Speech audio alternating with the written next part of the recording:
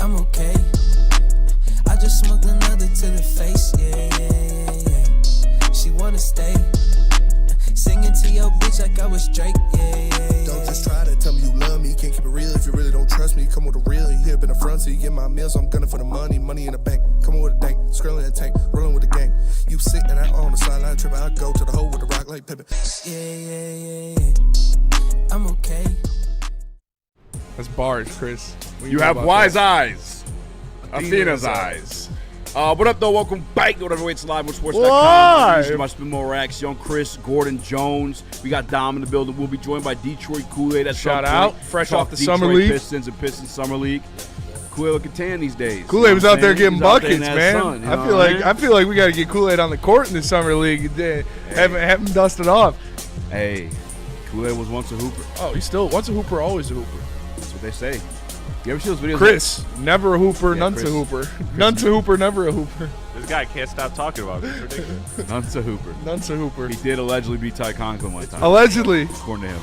According to Spencer, him. I'm sorry, what NFL athlete did you beat in one-on-one basketball? That's a good question. That's a good question, Chris. Chris, did you feel different that he pettily gave you it? Or No, not at all. Dub's dub. you take it, dubs a dub? No, I mean, Sure. to him in his athletic career, I'm sure it's a very insignificant moment. You That's know a what I good mean? point. Like, He didn't remember. He said never Yeah, happened. that's what He I'm said there's saying. no way it happened. so yeah. That's then a He's good like, you know point. what? If it's that It was important to him, ultimately- it's that big of a moment in his life, I'll give it to him. Thought it was nice. of This Tyler. thumbnail's fire, dude. It is. I had to. It was tough though to find. Like there's no way to incorporate what that movie was. That movie was fucking nuts. It was amazing. It was a 3-hour movie that was not boring. No. None of it. You're on the edge of your seat the whole time. The way it was broken up, like the acts, it all flowed very well. It was amazing, man. I kind of want to go see it again. Okay, I'm glad you said that because I would. I asked Christy, I was like, if you want to see it. Yeah, I might go with Shelby to see it. Yeah. This is just, it was awesome. And, like, I know, everybody that hasn't seen it that's screaming woke fest. It's the two characters that you guys hate so much are on the screen for a combined 9 minutes. Even beyond that, dude, it's just so good that you don't even fucking care. You're immersed in the film. Like what a good film is supposed to do. And Elliot Page isn't Achilles, by the way. So everybody that was mad about that doesn't even play Achilles. And Elliot Page, good actor. Good actor. Good actor. Yeah. I'll say it. Yeah. I'll say it. I mean, you're not. Kid's got spunk. There's something about him. No, great actress. Actor. Actor. Yeah. Elliot Page. Elliot Page. Juno. Elliot Page was Do you know who I'm talking about? What's that show called? Umbrella Academy? I know, yeah. That's a good Netflix show? show. Yeah. I didn't He's in watch there? the newest season because I heard it was ass. But He's in that? yeah. Oh, nice. She. She's a she there? Yeah. Oh. I don't really care, to be honest with you. I do understand, like, if you're upset initially. It's Gordon's over there bubbling. I'm just no, not at all. Whoa. Growled. No, I said like they, and I just like I don't know. Yeah, I'm pretty sure he goes by he. I don't know. Barely in the movie, but did a great job. He's a good actor. Yeah? He's a good actor. Straight up. Matt Damon is the fucking man. Yeah. Wow, He always man. has been. Holy shit. His come-ups was like, I was a little too young for it, I still know who he is and a lot of his roles and stuff like that. Like, was that his best work? It was, yeah. I mean, I'd put it right up there with pretty much anything that he's been. Obviously, like Good Will Hunting. Yeah, Good Will Hunting is amazing. Jason Bourne is his The Departed is standalone. amazing. Departed Jason Bourne is, but That's it a was lot. he was fantastic. Yeah. That was one of the best acting performances I've ever seen him give. I got to find it. There's a tweet that I saw last night that the ending of that movie was like pure lines of plot cocaine. Yeah, You know, just dude, like, oh man, have you seen Ford vs Ferrari? yeah. How would you compare Matt Damon's performance in that movie versus this? Because that was my favorite Matt Damon performance ever. I would say it's very comparable. Like, obviously, it's different characters, but the same level of performance. And speaking of that movie, John Bernthal, was he badass? Yeah, Bernthal was He's fantastic. fucking great. Yeah, He's Bernthal was fucking great. fantastic. Tom Holland did a great Everyone, job. I'm excited it's to a see both star-studded of them in cast, and they Spider-Man all come delivered. Yeah. Battinson was fantastic. Yeah. Like Anne Hathaway was great. Of course. I was thinking about on the way in, like sometimes I do understand you get the fatigue of seeing somebody like so many times, and I did initially feel that when I started watching this movie. But they're so good. Again, you become part of the film. Yeah. Like I think that's the type of movies I love. Like when you're lost in that world, when Yeah. you come out of it and you're debating with the boy, like I just don't know why the dragon, and you're debating about fucking dragons. You know what I'm saying? Like it's like, oh fuck, dragons aren't even real. That's why I want him to do a Bible story. Christopher Nolan's like so good at bringing shit to life and making it feel like I don't know. It was just It was great awesome. Great And film, great acting. I'm glad I like told Booner what it was about going into it because I didn't want him to expect it to be like Troy. Like it's not, you know, the Odyssey isn't the tale of the Battle of Troy. It's the tale of Odysseus returning home from the Battle of Troy. Yeah. So it's, and that's what like all of the different gods that were incorporated. It was done so well. I found the tweet. Athena or Zendaya's Athena. She says like 3 things throughout the whole movie. You know, like, I'm glad this like turned out to be so good because Yeah. this is quite literally one of the greatest stories mankind has ever written Yeah. in history. Shout out Homer. So they have to like you got to get this right, and That's why for I Nolan love- to fucking pull it off, like that makes me happy. I had no doubt at all. The Like, people that it's were like, Christopher Nolan. No spoilers, no spoilers. The story's 3,000 Yeah, years old. It's Yeah. pretty. yeah, that's It's kinda, like- I You mean, missed the boat on that one. yeah. Or What the do you mean Trojan spoilers, horse. brother? You learned about it in school, most likely. And Agamemnon, whew, dude, he looked so fucking sick the whole movie. He's aura farming. People Yeah. are calling him the Roman Darth Like a Vader. Batman. Yeah, Yeah. that shit was tough. I found that tweet. It says the third act of the Odyssey being like, was like snorting 30 lines of narrative payoff cocaine. Yeah. It It was was. all the stories unraveling and climaxing at the same time. It was fucking like an orgy. I will say empty your bowels. Wow. Before. Huh? Say empty your bowels before the movie. Yeah. Not because there's yeah. anything gross in there, just it's a long movie. You want to stay. You want to stay. you wanna stay. You don't want to get up. no skippable parts. No skippable parts. They're just, I don't know, man. It There's was so many fucking stories sweet. within the story. So many good actors. The I mean, end where they tied the, I can't say that part because that part would be a spoiler. I think that's a Nolan edition of it. I went into this movie with extremely high expectations, and it beat them. It's like I appreciate too, just because like a lot of big budget films took a hit, a credibility hit. I feel like this year with the success of Obsession. Yeah. You know what I'm saying? A lot of those big budget films, like look, they're wasting all this money, not making shit with it. Christopher Nolan said, "Watch this. Watch bitch. this. Yeah. Watch Another one, man. Delivered, man. So when's the last time a movie has made you feel like this? Like that's something that I'm trying to like thermostat. it's tough because like because I hear so, It's one like, of the best movies I've ever seen in theaters. Like, yeah, I'd say. Like experience watching it, cinematography. We watched it on the IMAX screen. It's a tough comparison. There's so much in this film. yeah. Like I said, there's genuinely like 1, 2, 3 acts. You know what I'm saying? Like that's for every film. Like this one, you feel it. You know what I'm saying? You can feel it segmented and like. It's kind of a All cop out, pieced but like together. Interstellar. I It's didn't like, see it in theater. like that was. neither. I mean, I saw it after. yeah, that shit's fucking good. You know, surprise, surprise, Christopher Nolan. Yeah. But like, The Martian was fucking awesome. Martian's watching really that good. in Yeah. theater. Haven't seen that. The only thing about The Martian, I think like the end of the second act into the third act kind of dragged on, but other than that, like it was really good. Ray Guitardos says Woodward movies lasted 1 episode, grand opening, grand closing. Actually, we're double-digit episodes, and there's one coming out tonight, Woodward Yeah, Cinema. What are we doing? So Yeah, suck get a the name dick, right. Ray. Get Just- the name right. Don't you gotta suck Yeah, a dick, I'm Ray? so- No, you could suck a dick, Wait Ray. until us you're not fucking with Yeah. Woodward Cinema because there's way more than one Motherfuckers episode. just talking shit Shit. on a Friday. Great film. I recommend seeing it. It's one of Yeah. those ones you have to go see in theater. It's a must-watch movie. If preferably IMAX if you can, but if not, I understand it. How do you feel about that, by the way? I mean, I get getting the little extra bit of screen. Yeah, I ain't mad at it. I'm glad Yeah. I got it. Do I need it? I don't know. I don't know. I liked it. I would watch it in IMAX. I think the Troy battle would definitely full screen gave that justice because you see Yeah. the shit. You know what I'm saying? Fall. And whatever. like all the shots with like the oceans and stuff too. I don't want to actually. There actually genuinely might be people who don't know the story. Gromit says I fell asleep during Interstellar. Boring.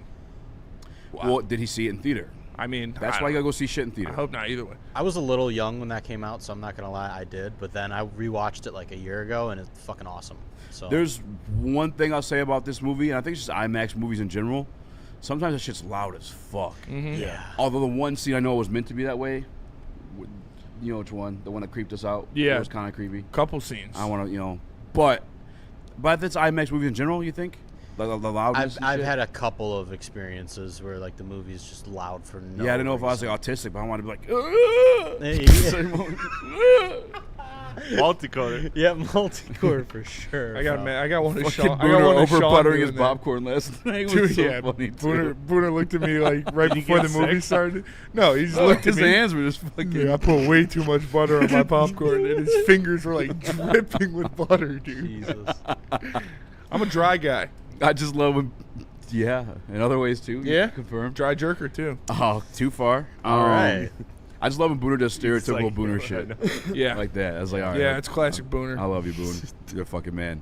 But the Odyssey is why today's thumbnail is Dan Campbell trying to journey back to the fucking Super Bowl. How about And that? like, listen, if you're totally against it because of the wokeness, whatever, don't let that affect you because it's a great movie. It's a fantastic movie. They're barely even in the movie, so trust me. Like, you're not getting full frontal from Elliot Page the whole movie. Like, don't worry about it, man. yeah, it was no woke bullshit. It a great movie. was a fantastic movie. Genuinely, like, don't let what you've seen online that hasn't even been true stop you from seeing the movie because it was fantastic. Like, I love It the even story. changed my mind about that shit too. Is like, if the story's good, you're not even realizing or paying attention to that shit. Yeah, You're just for in the film. sure. You're just watching the story play it like unfold. And I'm like a big Greek, Roman, Norse mythology kind of guy, so that's right up the alley. Christopher Nolan, obviously one of the best of all time. The I highly recommend it. I didn't remember the second island. I didn't remember that from the book. And the Lotus stuff they changed too. But I got with it towards the end. I was like, okay, that's what they did with that one. Yep. Shout out to Labertini. It's a shout out heavyweights chat crew on a Friday. Shout out Lambertini. Shout out Labertini. We're giving respects, right? You know, shout out to Christopher Nolan, all everyone in that movie. Elliot Page, great actor, sure is guy. George Bush. Does not care. I was about it. unfamiliar with his game. I've seen him before Oh, George is a real one. at like what do you call it? Inaugurations. Yeah. Him and Obama are like chatted up, like they're like boys, like you know, like fucking. He's a dude. Dude, George is a bro. Yeah, man. he used to be the bro. owner of the Rangers. got the Yeah, video? yeah, he Man. owned the Rangers. Yeah, yeah, he did. I thought it was dad. It was No, dad. well, his dad owned it, and then when That's- yeah. George W.H. Um, We were both George H.W. Bush. yeah. We both wrote the report on him Yeah, too. we did the book report on him. Do you got that video, Chris? Yes, I do. So following the Detroit Pistons championship, yeah, I like to get to say that this episode, they went and visited the White House as people traditionally do. Nowadays, people get attacked online if they do it, whatever. It's what people did back in the day. And Rasheed Wallace gave him a dap. Look at this. This is how Georgia.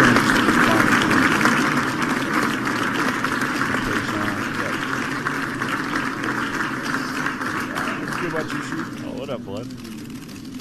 Clean. No hesitation. Watch one more time. You know she's from St. Louis, too. No hesitation on it either. Where is she? He's from Kansas City or Philly? I don't even See, know. Dom, you need to learn. You need to take a lesson from that. Yeah. Go Yeah. watch it. Dom, We'll figure it out. Dom Yeah. does this, and he goes like the handshake. I don't know if it's like an ASU thing or what. It's a combo of it all. It's business casual. Business casual, he says. You gotta Philly. watch the George That's my Bush video. bad. You always gotta finish a dap on a. You know what I'm saying? We You gotta, yeah, we we gotta got- work on that. I didn't want to say You anything. did it to you too? Yeah, I didn't want Okay. to say All right, anything, I'll- but I noticed it. I didn't want to put my guy on blast. Come here real quick. Yeah. Let's see. Yeah, just come. Don't say anything. Just do a dap, and we'll let the chat judge it. Yep. It's here. Get along. No, why are you no. going for the handshake? Yeah. Because it's not a handshake. That, it's like, but that's what you're It doing. is That a right there is a handshake. handshake. Closing the deck. See, I've done both. I've done both. No, nobody does the other one. Yeah. I changed it here and there. There you go. Snap at the. Are you guys snappers? No, not a snapper. No, it's kind of race. No, I'm joking.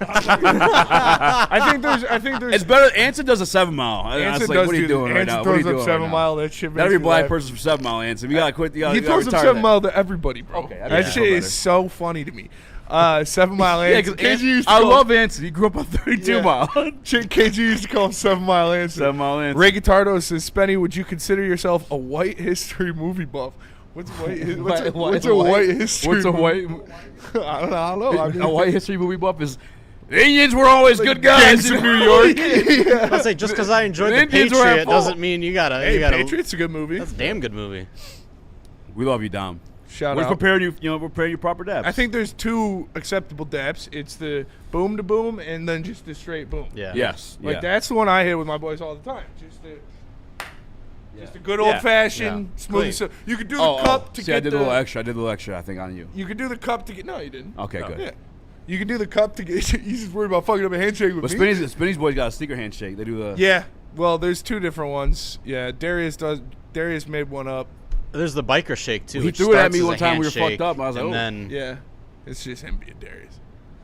there's the biker shake. It starts as a handshake, but then it's like this part of the dap, and then the hook then at the the bro end. hug. Maybe that's and what then- Dom's doing. Maybe Dom's in a biker gang. Yeah. Just never knew. What MC? What MC you Biker rap? gang This is an Dom. important question. I might have to jump. No, I'm playing. No. It is genuinely crazy though how LeBron has like daps with everybody ever, That and, shit- and Yeah. he And he remembers remembers it like them. 8 years later. No, bro. insane. Like, so. He's got the tism for sure.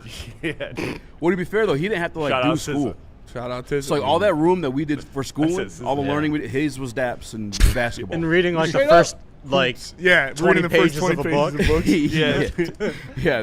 LeBron knows about the Cyclops of the Odyssey. That's it. Hey, shout out. big prologue guy. Speaking of basketball, we've got the Detroit Pistons beat writer and beat reporter for the network, fresh off of the Summer League. He's about to hop on and break down what he saw out of the Pistons. But we're going to go to break first, and we'll come back. We got Kool-Aid in the house. Let me tell you about Planet Fitness. Planet Fitness is the home of the judgment-free zone where anybody can get a full-body workout in 30 minutes, and all memberships include fitness training. You get a full-body workout in 30 minutes, and make sure you tap in club or online. Upgrade to the Black Card. Get use of every Planet Fitness in the world. Join in club or online, planetfitness.com. Hunting season is almost here, Detroit, and your Lions are on the prowl. Make sure you're locked into Woodward Sports for all the Dan Campbell reactions, Jared Goff touchdowns, Amon-Ra first downs, Penny pancakes, Kirby picks, Gibbs big plays, and of course, Jack Fox's leg. Stay locked in on all your Lions coverage right here on Detroit's #1 sports network, Woodward Sports. How do people feel about getting a Planet Fitness membership for $15 a month? How do they like working out in a clean and spacious gym that's filled with equipment for every workout?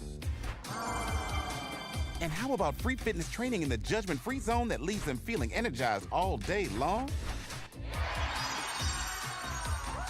Join Planet Fitness today with the free PF app, online or in club, and start getting that big fitness energy for $15 a month. Jahmyr Gibbs, breakout season, loading.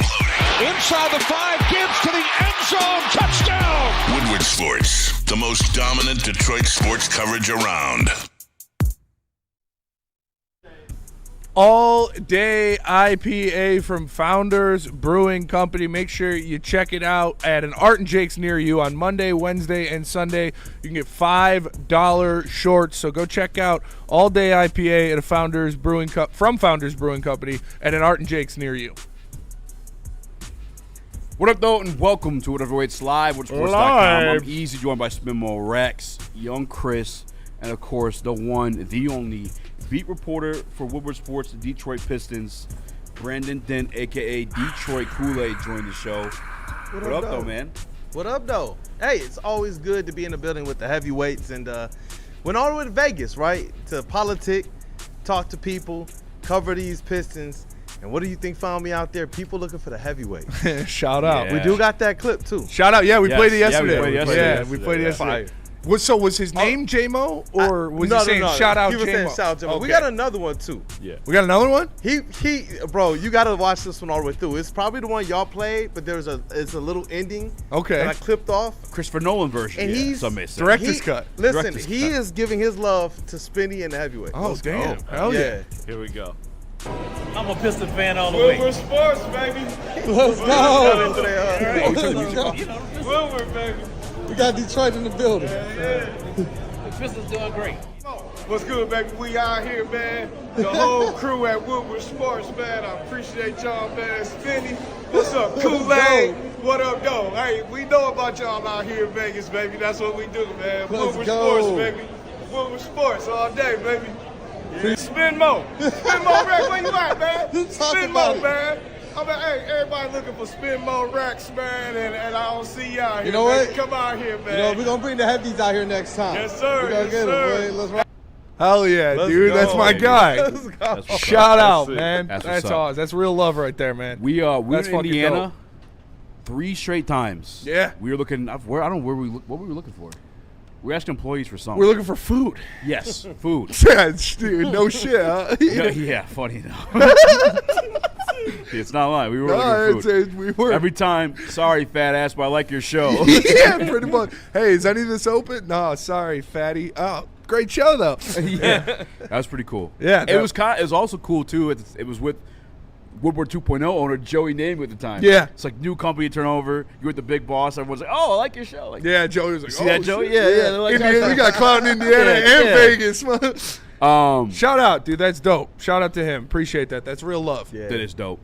Yeah. Kool-Aid, how else was Vegas? I mean, what other stuff did you get to do outside of the Pistons before we dive into the Pistons? Definitely got to put, boots on the ground with the Vegas Strip. Got over to the Bellagio. Had to take in the little water show they got. Other stuff as well. You know what I'm saying? Shout out to my guy, Anthony Bellino. He called me, and I told him I would drop at least one Treasure Island reference on the show today. And I told him that, Buku Corey, he could be a treasure. Hell yeah. So, AB, tap into the heavyweights, man. Shout out Treasure Island. Banger. Hey, listen, he told me, he was like, go check out. I didn't get a chance to get over there, but Yeah, he told me it's pretty wild. He said he's lost a lot of money over there. that makes sense. A lot of it. But it was fire, man. Just kind of being in the city this time, they made it like basketball centric because the Nike EYBL tournament was there as well. Shout out to Speedy and the family. Legendary AAU team from here, they were out there. So it was just basketball haven. If you love hoops, you're going to be able to get somebody's autograph or be able to see some type of kind of dope hoops, people working out, gyms all over the city. Max Crosby being the mayor. Max Crosby, Yeah. the different celebrities that were there this year, a little bit more than I've seen in my 4 years going to summer leagues. So, That's dope. That's so dope. It's the NBA. That's the NBA does, man. They build up these events like that. They make it like All-Star Weekend. It's a weekend, where it's everybody out there, and summer league is turning into that as well. I think the coolest thing is that there were Pistons fans and Woodward sports fans even outside of the arena. So out there in the Vegas Strip, to run into a couple people who kind of look and look again like, oh, snap. Yeah. Bro, I was just watching your stuff. Or, oh, wait, you at Woodward? Like, wearing the label. That type of stuff, it hits home. Like the video I showed you guys, that's one of like 10 clips I have of people just randomly, whether it's in the arena or out and about, saying what up, though. And I think that to me was what hit home the most. I went out there to handle Woodward sports business. Yeah. But it was almost as if they told us, y'all are already handling your business. Hell It yeah. was For dope. sure. That's dope. For sure. It is a blessing. The one last thing I'll say on that is, like, even today, got to take Bryson out to Calvin Johnson's camp, but it was for free. Fire. Courtesy, because, like, shout out to Corey Childs, because Woodward Sports. Shout out. Give us opportunity. And we keep going to those. And Yeah. woke up late for the JMO one, though, but, that's fine. we move. Speaking of moving, how'd you feel about the rookie? I got to be honest with you. I was shocked at how much the level of physicality changed or affected his play, his ability to finish at the rim and things of that nature. But I guess the size is something that's going to play some type of role, not from a height standpoint, but he's going to have to get that man weight on him. But other than that, you could tell, smart dude, processes, still found ways to be very, very effective. I know people were looking at the 27 points per game, but I like the fact that once they took that away from him, it didn't make him useless on the court. He found ways to still go out there and try and at least mix it up on defense, facilitate, hit the shooters and things of that nature. So from a standpoint of what his role will be on the Pistons, I am encouraged. But in terms of what I thought he could do right away, he has a little bit more work to put in to make sure that he can kind of, bang with the physicality of the NBA. What was your expectation for play time going in for him? Like, you have him off the bench going into Summer League, and did anything change from there? I had him coming off the bench going into Summer League. What I believe is this. I thought he had opportunity right away to stake a claim to be better than even Ron Holland or Dennis Jenkins. No disrespect to them, but in just terms of the type of prospect that he represents, I thought he had that claim. And what you see in Summer League is like, okay, you see it up top. Like where those things broke down for Ron Holland in the playoffs, they had to go and DNP him. When those things broke down in terms of scoring for, Abuko Corey, at least, and this is just Summer League, this is not the NBA, so we temper these things, but he still found ways to be effective. And I think that when you look at how this roster is made up, the fact that there's no longer a situation where your first-round picks have to be the guys, I think it puts them in a good position next to Cade, full of shooters, to be able to come out here and have a similar impact to Dennis and Ron Holland. maybe even a little bit better because of his ability to finish with that 6'8" wingspan. What about the other rookie, Young Guna? Like, we, don't really know what to expect from him. Yeah. Obviously, some kind of, I want to say kind of high upside with his defensive prowess, and I think his shot looks pretty good. Obviously, still got to get some work, but a less crammed front court for the Pistons this year. What did you see out of him, and do you think he's going to start the year with the team, or is he going to be G League? You know what? Part of me feels like it might be a G League thing. Yeah. Just to start the year. I agree with you guys in terms of his ability to, the potential in the paint, especially when you talk about losing a Stu. Yeah. You're losing probably your best rim protector and your best paint protector, no matter what the size was. You hope that that's Duren stepping into that this year. With Agona and Yeso, it's like, we had hopes, but realistically, he was a late second-round draft pick. He's a specialist type of guy. So when you think about like Chaz Lanier, he's a specialist. Those guys have to be really, really, really good at their roles to be able to crack rotations in the NBA, considering their draft slot. And so he has the potential, but in terms of you talk about with Ibuka, I haven't changed anything. I don't know what guards on this team are stopping him or blocking him right now. If he goes and he puts in that work over the next couple months, he'll be fine from a physicality standpoint. But on Yesu, that's one where I can see he might not get the time that, maybe we thought going into Summer League. I thought, hey, maybe he can come out here and find a way to 10, 12, 13 minutes. Probably not right now. And real quick before we get too far away from it, Ray Guittardo's in there, says, I don't want him banging, I want him flopping, talking about a quarry. And I think he's saying it, kind of jokingly, but also means it. I do too. Like, what about his potential ability to draw contact? We saw him hit a couple and ones, getting in the lane. And the Pistons haven't really had a guy that has that in his bag. And could you see that being part of his game? That's crazy to say because as much as we know Cade to be good and probably deserves that whistle, he doesn't have the bag to necessarily go out there and draw the fouls that we see some of the others do. Yeah. With Corey, though, that was one of the questions I actually got to ask Coach Scalzi, Motor City Cruise coach and Summer League coach, about that. And it was about, you see this in-between game. It wasn't working for him in the first half when he was shooting floaters against the Suns. Second half, you saw him actually using that 6'8" wingspan to get all the way into the paint, contort the way he has to, and pick up the fouls.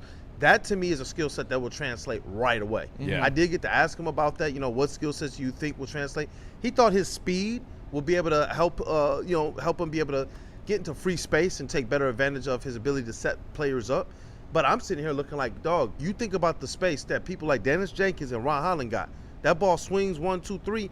Ron Holland was able to get that mug and just beeline. Yeah. Somebody like him, he has a knack to actually pick up fouls in ways we don't see, like a lot of these players on the squad do. Like, literally be the reason why he got the foul. Not like, okay, K goes up, strong finish. I mean, like, he's going up and starting on the right side of the rim. As he's floating around, brings that right hand back to the other side while he's on the left. There's nothing you can really do about that. So the 6'2" height, I didn't really see that be an issue except for in the mid-range where he was thinking, do I pull up or do I float it? I believe that he's going to have the opportunity once he kind of figures out the NBA game and the physicality. He's going to be tough to stop when he gets downhill.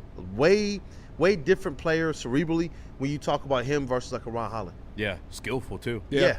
The one thing Speedy has to take, 13.3. 13.3. 13.3 points per game. Speedy got him averaging year one. How did you feel about that coming away from Summer League? I can actually see that being something he's doing in the second half of the season. I definitely believe that. In the first half, my main wonder and worry is because of his methodical pace. You saw him doing like probing more after that first game, looking and seeking who he can set up. Yeah. So do I believe we'll see him probably hitting maybe 3, 4, 5 assists a game? I do. In the first half of the season, I think he's going to have those opportunities like we saw Dana's half. Yeah. But in terms of the scoring, I'm not going to take that away from him in the first half as long as I'm going to continue to hammer the weight room. I put that in the article. That was like after the second game, I started asking like Chaz and the coach about that, and then you started hearing some of the other media and some of the other people talk about it. Him getting lost behind screens, the bodies, he's trying to fight his way through to make that it back. type of stuff. Yeah. Yeah, and when you look at him, you could tell this isn't a player who doesn't work out. It's just a player who he's still growing. You looked at Jalen Duren, and what did a lot of people say this year, not only did he grow in height, but you could tell he kind of put on that man weight. When people before were saying, well, he's just 19 years old, now you're looking at a 22-year-old who, shout out to Chris Platte, the ball know over here, we called him Black Thor. Shout out, boy. Yeah. You know what I mean? That's how he entered the season. And you see how much it helped him, at least in a regular season of things. with Abuko Corey, go and put in that work, and he's gonna be okay. Like the skill set's there, the IQ is there. He looked like, and I told this story to Jeff and him in the back. You know, when I went to trial for my college team, or NCAA D2, competition was crazy, but I was 169 pounds. I couldn't do anything with the player that I worked out against. I couldn't hit the open shot. So 1-3, he backed up, I could hit it. We went, and in just 3 months, shout out to my trainer EJ and Basketball Planet. Shout out to Lindsey Hunter. Shout out. That was when he had his 24/7 basketball clinic going on. Agents, trainers, everything. Uncle Lindsey. Got back, put on 15 pounds of muscle, skill set, and actually out of the 5 games we played, I was able to win 1. And you know what? Hang with them. And this was an upperclassman who, you know what? He's dunking from like just in front of the free throw line. Yeah. So it's like you could see the difference instantly. And my coach, I thought I had failed in the first one.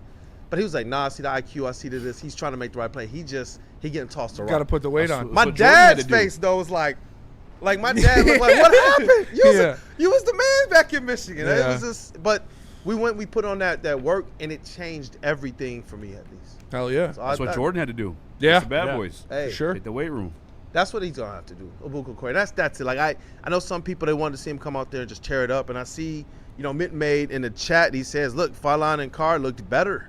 And they did. Rasheer Flemings, and there was a couple others that were out there, Malik Thomas, where when you're looking at their style of play and what they're able to do, it's like, you know what, these guys are looking like they might have been the picks that you want to take if you're the Pistons. But when you start to understand the role, the no ego, the no nonsense, his ability with the 6'8" wingspan to play defense, similar to Tayshaun Prince, by not having to be all the way up on his players, the smarts, the fact that he wants to play his role already. He was talking about, like, I'm trying to play the role now that I think I'm going to play during the regular season. Yeah. That type of stuff, to me, it makes me understand why Trajan Langdon made this type of a pick. Yeah. Trajan was hyped for him. I can tell at the press conference. Oh, he was dapping him up. Like, the stuff you get to see kind of at these scenes, some people can say, why be at Summer League? Because every agent, every owner, every front office personnel, every coach, even the regular players from your team, they're all there. And you get certain access there that I don't even get necessarily here sometimes. So you're able to see interactions. You're able to have conversations with people. I was able to talk with Casey, Trajan, and some Platinum Equity people as well while I was there. And it was interesting to see his interactions with Abuko Corey. And he was telling him, like, look, bro, we're glad to have you. Hell yeah. We're glad you're here. What did Kate smell like? Oh, you know what? Lavender? Loud Pat? You're about to get me in trouble up here, man. You don't got to answer that. Smell like the Mad Packs. I want to say, I want like a Mad Pack minute. Go crowd. He had them shades, boy. He had the buffs on and everything. I can tell you this. Cade Cunningham has an aura. When he walks into the gym, it's like everybody's like, yo, that's Cade. That's Cade. Kids are running down to try and get the autograph and all that. Yeah. It's fire to see our guy get recognized. Cade is tied number one most I want to smoke weed with athlete in Detroit. It's him and J-Mo. One and one. I will say, Kool-Aid, you're a better man than probably all of us in this building, because if agents are there, I would have killed Duren's agent. Damn. I didn't see him. I didn't see Duren's agent. It's not. I'm joking. We do not promote violence upon others in any way. We do not promote sexual gratification in any way. Everything we say and do is in a comedic and satirical format. Right. Please don't sue us. Get that guy God damn, back. Chris. Get that guy back.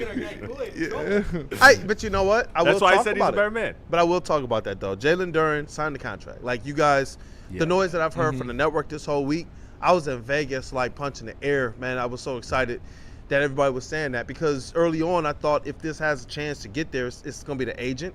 And so that's kind of what what can I say? That's kind of what I'm hearing. Duren and Trajan, they good. They good to go. Dwayne Casey talked about this a little bit on air as well. But that agent, you see who's other players, Tari Eason, and everybody believes like holy overpay. Like, so, yeah, that's what you're dealing with right now in those agents. They have a certain amount of power. And if you're Jalen Duren and you know the team want me anyway, why wouldn't you just say, well, you know what? Yeah, but he's a grown man too, though. Just sign the damn deal, man. But isn't this what we just went through with Scuba? Yeah, still going through People who saying that they want to be here. I get Scuba, though. Scuba, the best pitcher in baseball. Back to back. Duren ain't that. Yeah. You know what I'm saying? Like, just come home. Lefty took a discount. Come home and earn that. You know what I'm saying? Like, you gotta earn that right to throw this fit. What about the report that came out about Stu? That, like, you know, obviously them trading Isaiah Stewart now without making really a big splash move that, okay, maybe you didn't really need to free up that kind of cap space. And obviously Isaiah Stewart's a pretty good player on your team when healthy, but there was a report that he was aggressive, or he was like yelling at staff of the Detroit Pistons and during the playoff run. Did you see that, and what are your thoughts on that? Game 3, I think it was. Game 3 of Orlando and Game 7 of Cavs Pistons, which that one I can't blame him. I mean, everybody was. But if you're sitting on the bench watching Duren be awful, I'd be a little mad too. Why get this guy out the game?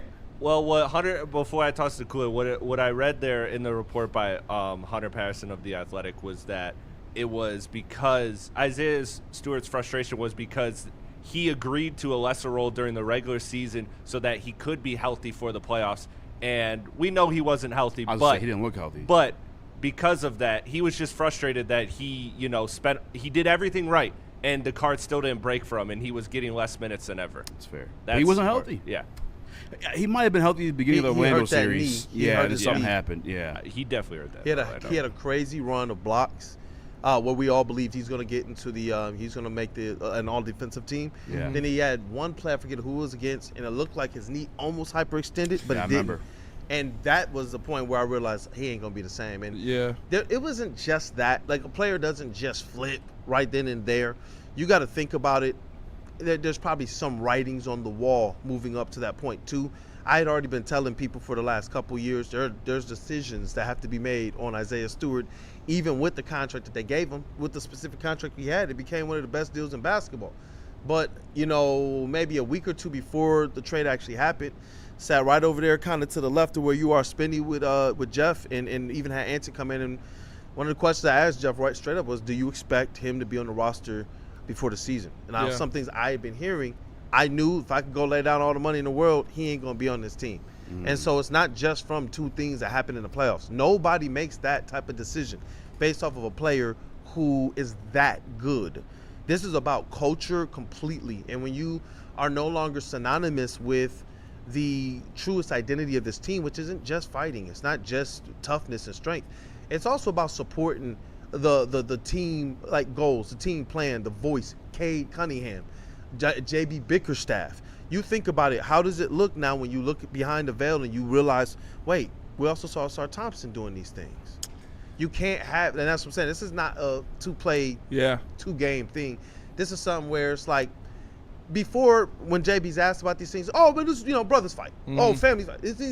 And you just brush it off because you think, these are all hot-tempered people. But clearly this was a situation to where they believed it was going to stunt what this team could do moving forward. So, and that's crazy to think, because Stu was synonymous with heart and soul of the Pistons. They were like, even if he don't start, he is the identity of the Pistons. I think that they're making a big play to really push all the cards in behind Cade, not just being a star, but also being their identity.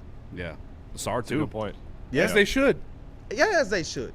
I mean, like why not? Yeah. This is the one thing where I'm like, you know what? If you're Trajan and you don't take the big swing and you don't gut your team to be able to get that superstar player in here, which I still think they need a number 2, I still thought it was worth sacrificing one of those players. At least you believe in your people and you're doing necessary to back them up. Yeah. I'm not sorry about the shooting that they put around Cade now. When you take a step back and you look, you're like, oh, snap. This is kind of nice. I'm happy that they got another ball handler in the draft. We see what Dennis was able to do. And honestly, I loved off-ball Cade minutes in the playoffs. So it's like, if Trajan's looking at that saying, dog, we got an effing dog who's top 3 in the MVP. I know he finished top 5, but I think he's the top 3 player in the NBA. Well, then that changes things. Now you don't just acquiesce and bow down to everything that everybody else wants, because this is what I know. Cade would have had to have been in those conversations. Not that he's the one that gets to make the ultimate decision, but Cade is going to be the person to sit there and say, you know what, I don't think that guy's worth all of this. Straight up. And so that, to me, shows more of a belief on how impactful they believe Cade Cunningham will be in this next year. There are players good enough with a decent enough team around them to be able to elevate. We've seen Giannis do this. We've seen Joker do this. Yeah. So they're telling you that they believe Cade Cunningham is this guy. They've been saying this since his rookie year. The stat packs that they send out, and what do they always say? Oh, he's up here with just these types of players. LeBron, Giannis, Jokic. They've been doing this from the beginning. And so they're telling us right now, we believe Cade is one of those guys. You took him number one, and I get it. For us, it's sometimes it's sheepish. We're like, yo, can we really believe all the way like that? Like I'm okay with just knowing we got us an All-NBA first teamer. From what I'm hearing and believing, they think they got the guy. Like how we knew what Grant Hill was when he got, they believe they got the guy, 100%. And so when you look at it from that lens, it changes the whole perspective and landscape with how I look at their free agency. They believe like we got it already, and it's like, you know what? If Cade is what we originally thought he was going to be in the beginning, yeah, I don't think that they necessarily took a step back this year at all. My dad's on that time too. My dad, obviously he talks about how he wants a number 2 as well, Stu. Like, you know, I talked to him about. There too. I told him about the Kevin Durant stuff. He's like, no way. Like, he got super excited for it. He loves KD, but he likes every time I talk to him, he's like, you know, this is a 60-win team last year. You still got the 3 most important pieces of that when once Duren's deal gets done, and you added more shooting. You got younger and you got more athletic. He's like, it sounds like a good offseason to me. I'm like, I mean, when you put it like that, you know, I know we were all expecting the guy to and you see everything going on around you where people are getting the guy, but you got younger, you got better, you know, defensively on the wing sure. I think you got a lot more shooting. Is people feel like almost like the 2023 Detroit Lions, like, okay, we got the basis of it, something that can win you a championship. Yeah. Why don't we sprinkle that little extra? Right. You know what I'm saying? Not think even that's which I can't be mad at. Not even sprinkle though. Like, I get it though. I get it. Like, we've been sitting here waiting for the number 2 around. They've told us, the organization underneath multiple coaches, trying to get everybody. And multiple GMs have told us they're trying to do this. So now what they're telling us is they do believe, after seeing the Knicks win a championship, a team that they believe that they can compete with, they're looking and they're saying, you know what? What did they do that was so out? I'm like, look, they pushed in the chips. Whether it was for the superstar level players or not, they did push in their chips. And did they stop at Mikal Bridges? No. They then went out and got Karl Anthony Towns as well. Yep. Now the Pistons are looking at their team. Are you seeing players not necessarily that fit the same play style, but the same arc in terms of impact? Can Jalen Duren impact the game or have a contribution level that's similar to the way that Karl Anthony Towns impacted the game? Not that Duren's going to be shooting threes, but can you have an impact on the game greater than what we just saw? And then Asar Thompson, when you look at kind of Mikal Bridges and you look at OG Anunoby, can Asar get to those levels? Because before this championship, there weren't too many people saying OG Anunoby was going to be what he is. Yeah. And so that's where it's like, if you believe in these young guys and you think they will take the next step, then the Pistons are actually going to be dogs. OG did it before, though. OG did it in Toronto. Not he was like a role player. He went. At He that was. time. He could have been like if Brunson wasn't insane, like he could have been like up for Finals MVP. Yeah. Like he was shooting like 45% from 3. It was crazy. But we do got to go to break. It's one more Pistons thing. Can we steal you for it? One more Pistons thing? Oh, yeah. When we come back? All right. All right, we're going to come back. We got Kool-Aid. We got one more Pistons topic, and then we will get to the Lions. We do have some news about, you know, potentially Jahmyr Gibbs, what's going on there. Obviously, he's got a contract coming up, and a former NFL offensive lineman had something to say about that. But first, let's do Yaldo. We'll do Yaldo and Buddies. Yeah. Yaldo Eye Center. If you guys aren't excited to see Abuka Okoro, you might need to get your eyes checked out. Luckily for you, I know just a place. It's the Yaldo Eye Center. They've been here in Michigan for over 30 years. Over 100,000 operations in their back pocket that get you in and out within 8 minutes. And most patients are seeing 20/20 the very next day. Right now, they're running a summertime special for just $16.99. That's a Jared Goff and Aaron Donald. Get your eyes hooked up. Save money on your contact lenses. Save money on your glasses. The one-time payment of $16.99 to get your eyes fixed at the YaldoEyeCenter.com/$16.99. And let me tell you about Buddy's Pizza, home of the original Detroit-style pizza. They've been doing it for 80 years. They got more than pizza. You've seen it. They got breadsticks. They got meatballs. They got wings. They got salads. They got it all. And you can save 10% on it all with the promo code 10meal. That's 10meal at Buddy'sPizza.com. Check it out. For more Detroit Tigers coverage, make sure you subscribe to Woodward Tigers on YouTube. All Tigers, all the time. For the hardcore Detroit sports fans who can't get enough of the Motor City's teams. All season long, you'll get non-stop Tigers content. From on-field interviews, post-game reactions, and roundtable insight from Woodward Sports. Some days call for light, others lean bold. What about everything in between? All Day IPA, the easy choice for every day. Citrusy, crisp, refreshing. Flavor you can float with. Light on the hops, big on refreshment. One's great. Two, even better. Brewed with you in mind. No shortcuts, no fuss. Big on flavor, never too much. All Day IPA. Hop into easy. We don't like to brag that we are the toughest sports network in Detroit, but we do have a guy named Darren McCarty on our side. Woodward Sports.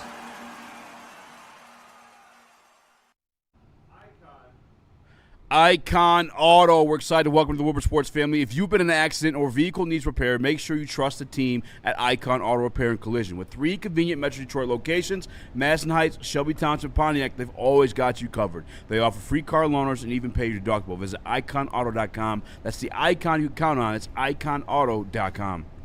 And let me tell you about Supreme Lending. Call Chad and Chris, guys. These are the best in the home buying business. So if you're looking to get a home, you can get 0% down payment program. You can get $500 off your appraisal just by mentioning Woodward Sports. And not only that, they have a 97% customer satisfaction and a 99% close on time. They don't waste your time. They save you money. Why wouldn't you call the boys at Supreme Lending? Check it out.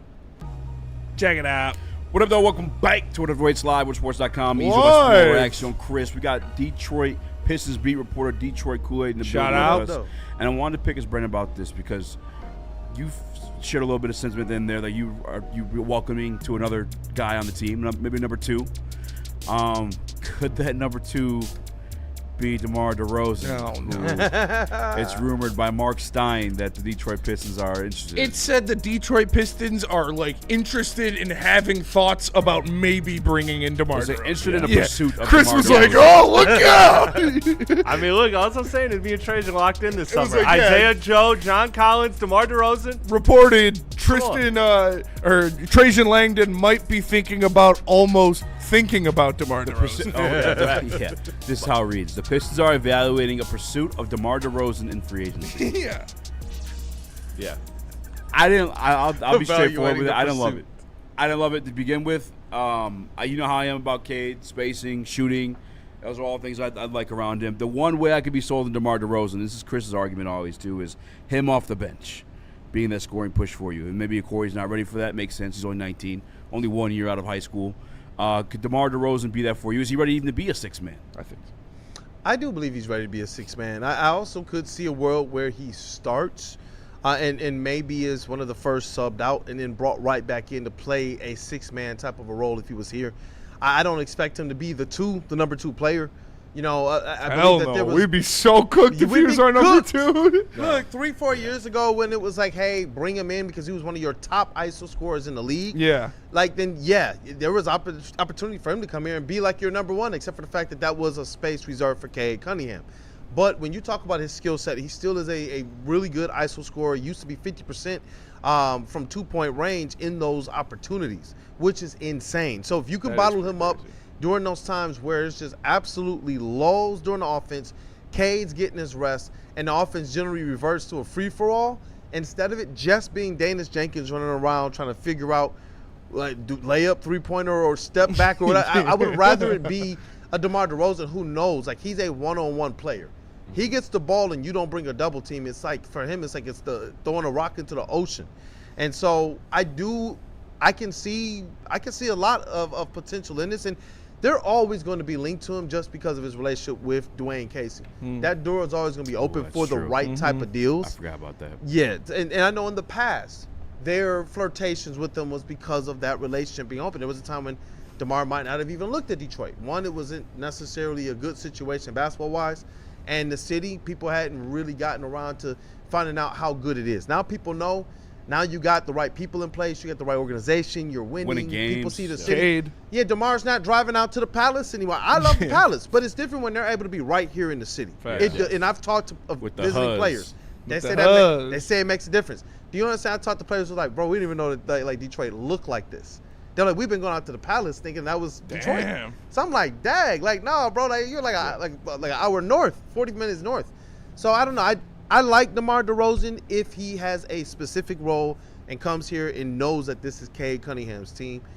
I can see it working, but not as a number This two version player. of him has to know that. I feel like that's a given almost, right? Like he absolutely knows where he's at if he wants to contend. Now, this ain't Sacramento. Let me just make my statement clear because sometimes things get misconstrued. I've always said All from the NBA. jump, I love him. I've always said from the jump that DeMar DeRozan, why wouldn't you pursue this guy if he reached a buyout or was waived by the Sacramento Kings? Because you would be paying him a very minimum price, and he is a good player. I also don't think that he is going to choose the Detroit Pistons. I don't think that even if the Pistons were number one, even if the Pistons had him right in their sights and they wanted to get him and they aggressively thought about the idea of maybe going for him, even if that was very aggressive, I still don't think DeMar DeRozan will choose us. But here's the thing that makes me think that DeMar DeRozan would be a great fit here in Detroit is because one,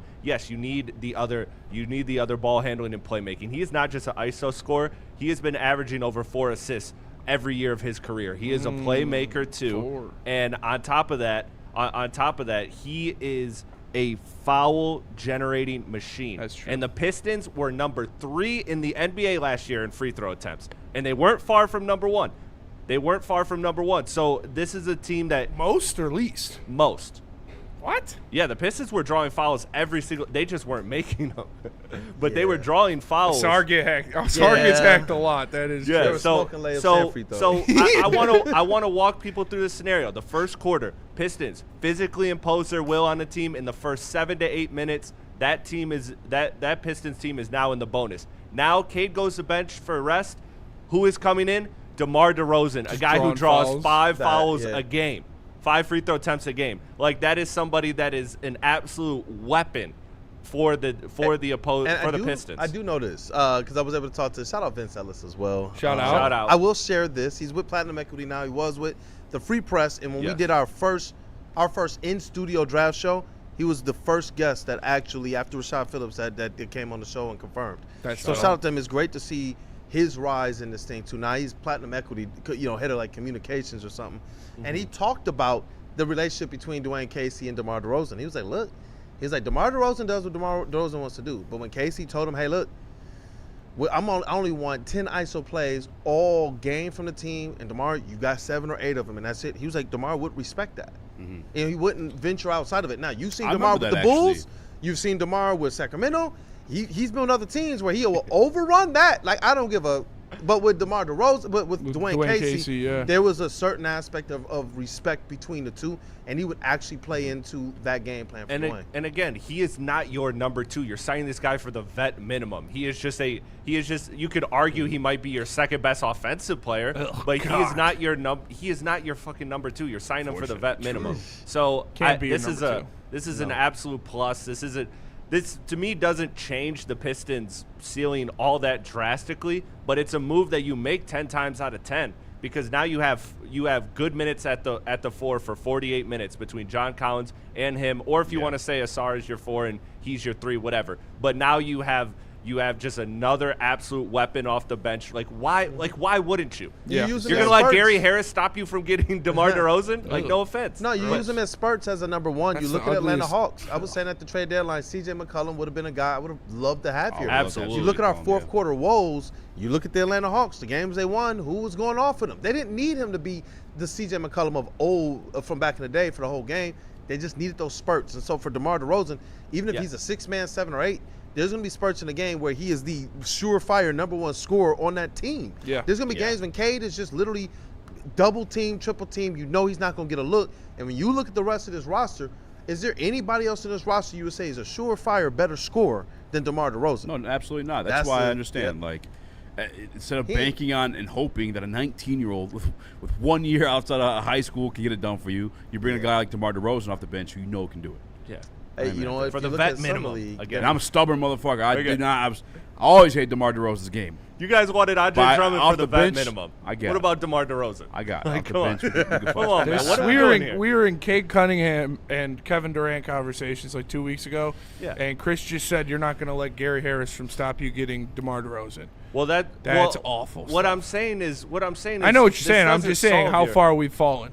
I don't think that's a fall at all. I think it's What? I think it's a You don't think it's a fall to go from talking about Kevin Durant to DeMar DeRozan and Gary Harris? Because I understand fully I'm going to finish my point. Because I understand fully that the Pistons are going to pursue a number 2 when one finally wants to tango with Detroit. Like Trajan has shown the aggressiveness. This is not fixing that number 2 identity. This is just, hey, would you like a good player on your basketball team? Yes, sign me up. That's it. That's all this is. So I'm saying we were talking about getting Kevin Durant. Yes, and you just said our number 2, our second best offensive player is going to be DeMar DeRozan, and that is a huge fall from grace. And I've had to kind of change the word aggressive. I still believe he's cerebral. Define aggressive. I want to see Trajan see his vision through, but aggressive. I feel like aggressive would be actually making the move, not just figuring out what it is. Facts. When we thought that Brad Holmes was aggressive because we heard, Max Crosby, or he knocked on the door. I'm calling him. It's never going to happen. I think Trajan's been aggressive. I mean, we've seen he's reportedly in on all these conversations. Just there's 2 sides. Take 2 to tango. And he's told you that in the press conference. But the Knicks were aggressive with Mikal Bridges. Mm-hmm. We haven't done that. Yeah. So we've had aggressive conversation, but have we had aggressively? Which gotta make sense too, though, right? Like I'm not trying to give away necessarily 4 to 3 first-round picks for Trey Murphy. You know? Well, I don't know. Like my thing is this: you have Cade Cunningham on this contract for 4 years now. Yeah. And you're gonna sign Jalen Duren, so you're starting your own clock. If you're sitting there telling me you're gonna fumble through this to try and figure out more of what you got through this contract, why would Cade and these other people say, you know what, this is what I'm here to support? I think they're ready to win. They came into this season saying the C word, championships. Ooh. That's what they were saying. I just understand, like, from a prospect of if a KD does become available and I put all my chips in on Trey Murphy, I'm going to fucking kick myself in the ass. You know what I'm saying? Well, I get it. And names like that. Because I feel like that capital, even less than that, can get you a KD when if it becomes available. I hope at the trade deadline that things like that become available. If you're talking about like the landscape and we know these things are going to be available, I would definitely hold out. But I think the reason why they're going to probably wait and play this thing at the trade deadline is because they already know what they can do out the gate. They already know how these things. They came in talking the talk like we know. And they've had the conversations too. They know what they're asking for. And this team is they know what they want out of them too in exchange. They did this with Jalen Duren. They were having conversations with that's the an New York aggressive Knicks move, in my for opinion, a year too. and a half. Yeah, they were for a year and a half, and when the time came, they were able to pull the trigger on a deal centered around some of the frameworks and conversations they were having. Remember, some people thought we were going to trade with them at the trade deadline before. Yeah. And it just didn't come to play. And Rod Beard, shout out to Rod Beard, now at the AJC, he told me, he said, just wait. And then I remember when the Jeremy Grant deal went down, he said, don't overreact, just wait. He had already kind of known what was going down. So they had structured things for some time. And so I do wonder, with this trade deadline coming up, and I know that there is some sense of urgency, I do wonder if that's what their play is right now, since everybody else wanted to be able to try to rake them over the coals. The deals I was hearing is that teams really, really, really wanted to take one of the core, not named Cade, but I heard like Jalen Duren and Asar Thompson were coming up in some of these other deals. It wasn't necessarily like Ron Holland and 4 first-round pick. Ron Holland and 4 first, I'm sorry, you got to do the deal. That was not what the deals were. I promise you guys, Trajan's not sitting back rejecting those. No matter how much he likes Ron Holland, he's not rejecting a surefire number 2 for like 3 or 4 first-round picks in Ron Holland. Yeah. It's because teams are like being pissy right now. And Trajan talked about it. These teams don't want to help us. Yeah. We heard how long that Trey Murphy was available. Including against how us. long? And then after I heard we actually made a pretty decent offer. I don't know what it was. I heard we made a requisite offer. What did they come out with and say for Trey Murphy? Yes. What did the Pelicans come out and say? Oh, he's not. Oops, we think we led people on by saying that he was available. You said he was available. Sorry, I'm on my period. Man, what kind of? Oh man, I have a headache. Wrong thing. Yeah, Gosh, I got a headache. I have a headache. My stomach hurts. I'm tired.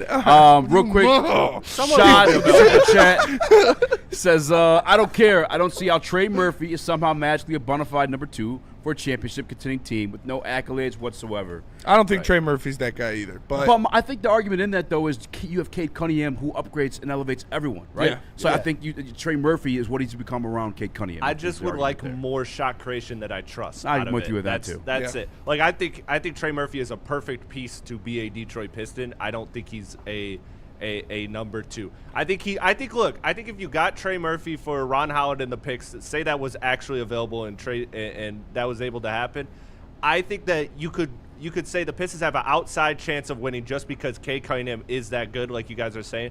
But that wouldn't give me the comfort of like, oh, this is us. Like, we're here. You know shout out to Kool-Aid. We appreciate you, brother. Way to crush it at the Summer League, as always. Absolutely. Our guy Kool-Aid, the best in the game. Brandon Dent, make sure you check out. I'm sure he's going to have a bunch of articles coming out. Yeah, you want to shout anything out? Yeah, definitely. Woodward Pistons. Stay tapped in with the website, woodwardsports.com. Not just me, but others are crushing it right now with the articles. Uncle T. Falls got us all. It's a little kick in the pants, man. Minister of it's Words. dope. The Minister of Words. Woodward Pistons always say tap, but Woodward Sports, man. You know, it's the flag that I represent. It's the homies, it's the crew. I'm looking around at people who have been here for 4 or 5 freaking years from the beginning, and really stuck through some time. So it's like, this is what it's about. It's for that green flag, and always love coming on and rocking with the heavyweights. We're arcade era. Stuck around some ugly things. Hey, but I mean, who covered that? Yeah. We covered that the best. Facts. Yeah, we did. I remember sitting next to It's all lining Easy. at the same time. Yeah. Let's rock, man. It's kind of crazy. All right, let's go to break. But first, shout out Kool-Aid. Tell us about mortgage. Let's do Mad Packs let's do Mad Packs. Yeah, all right, let me tell you about Mad Packs. Go to getmadpacks.com to find a store near you carrying the best product in the game. High-low gummies, 200 milligram live rosin, the hash rosin boom shakalaka 200 milligram gummies. Make sure you go check those out. Go to getmadpacks.com. Mad flavor, mad high, Mad Packs. Hunting season is almost here, Detroit, and your Lions are on the prowl. Make sure you're locked into Woodward Sports for all the Dan Campbell reactions. Jared Goff touchdowns, Amon-Ra first downs, Penny pancakes, Kirby picks, Gibbs big plays, and of course, Jack Fox's leg. Stay locked in on all your Lions coverage right here on Detroit's #1 sports network, Woodward Sports. Building a whole combat sports enterprise in the heart of it in Detroit, and that's what I think is the coolest. I think with opportunity, right? Like you said, maybe you like to punch people in the face for real, and you know, you want to be a boxer, and you have an option there. Maybe you don't like getting punched in the face, and you want to make, you know, you like the theatricals and the storylines, and so you have an avenue here. Maybe you start at one and then want to change to the other. I don't care. I just want you in the building and know that you have some place to go to explore that. Just having the ability to, what do you want to do and how do you want to do it to the best of your ability? And, you know, it all starts with the kids. A ton of fun, a ton of sports, and a ton of man meat. Welcome to the Woodward Heavyweights, live daily 5 to 7 p.m. on Woodward Sports.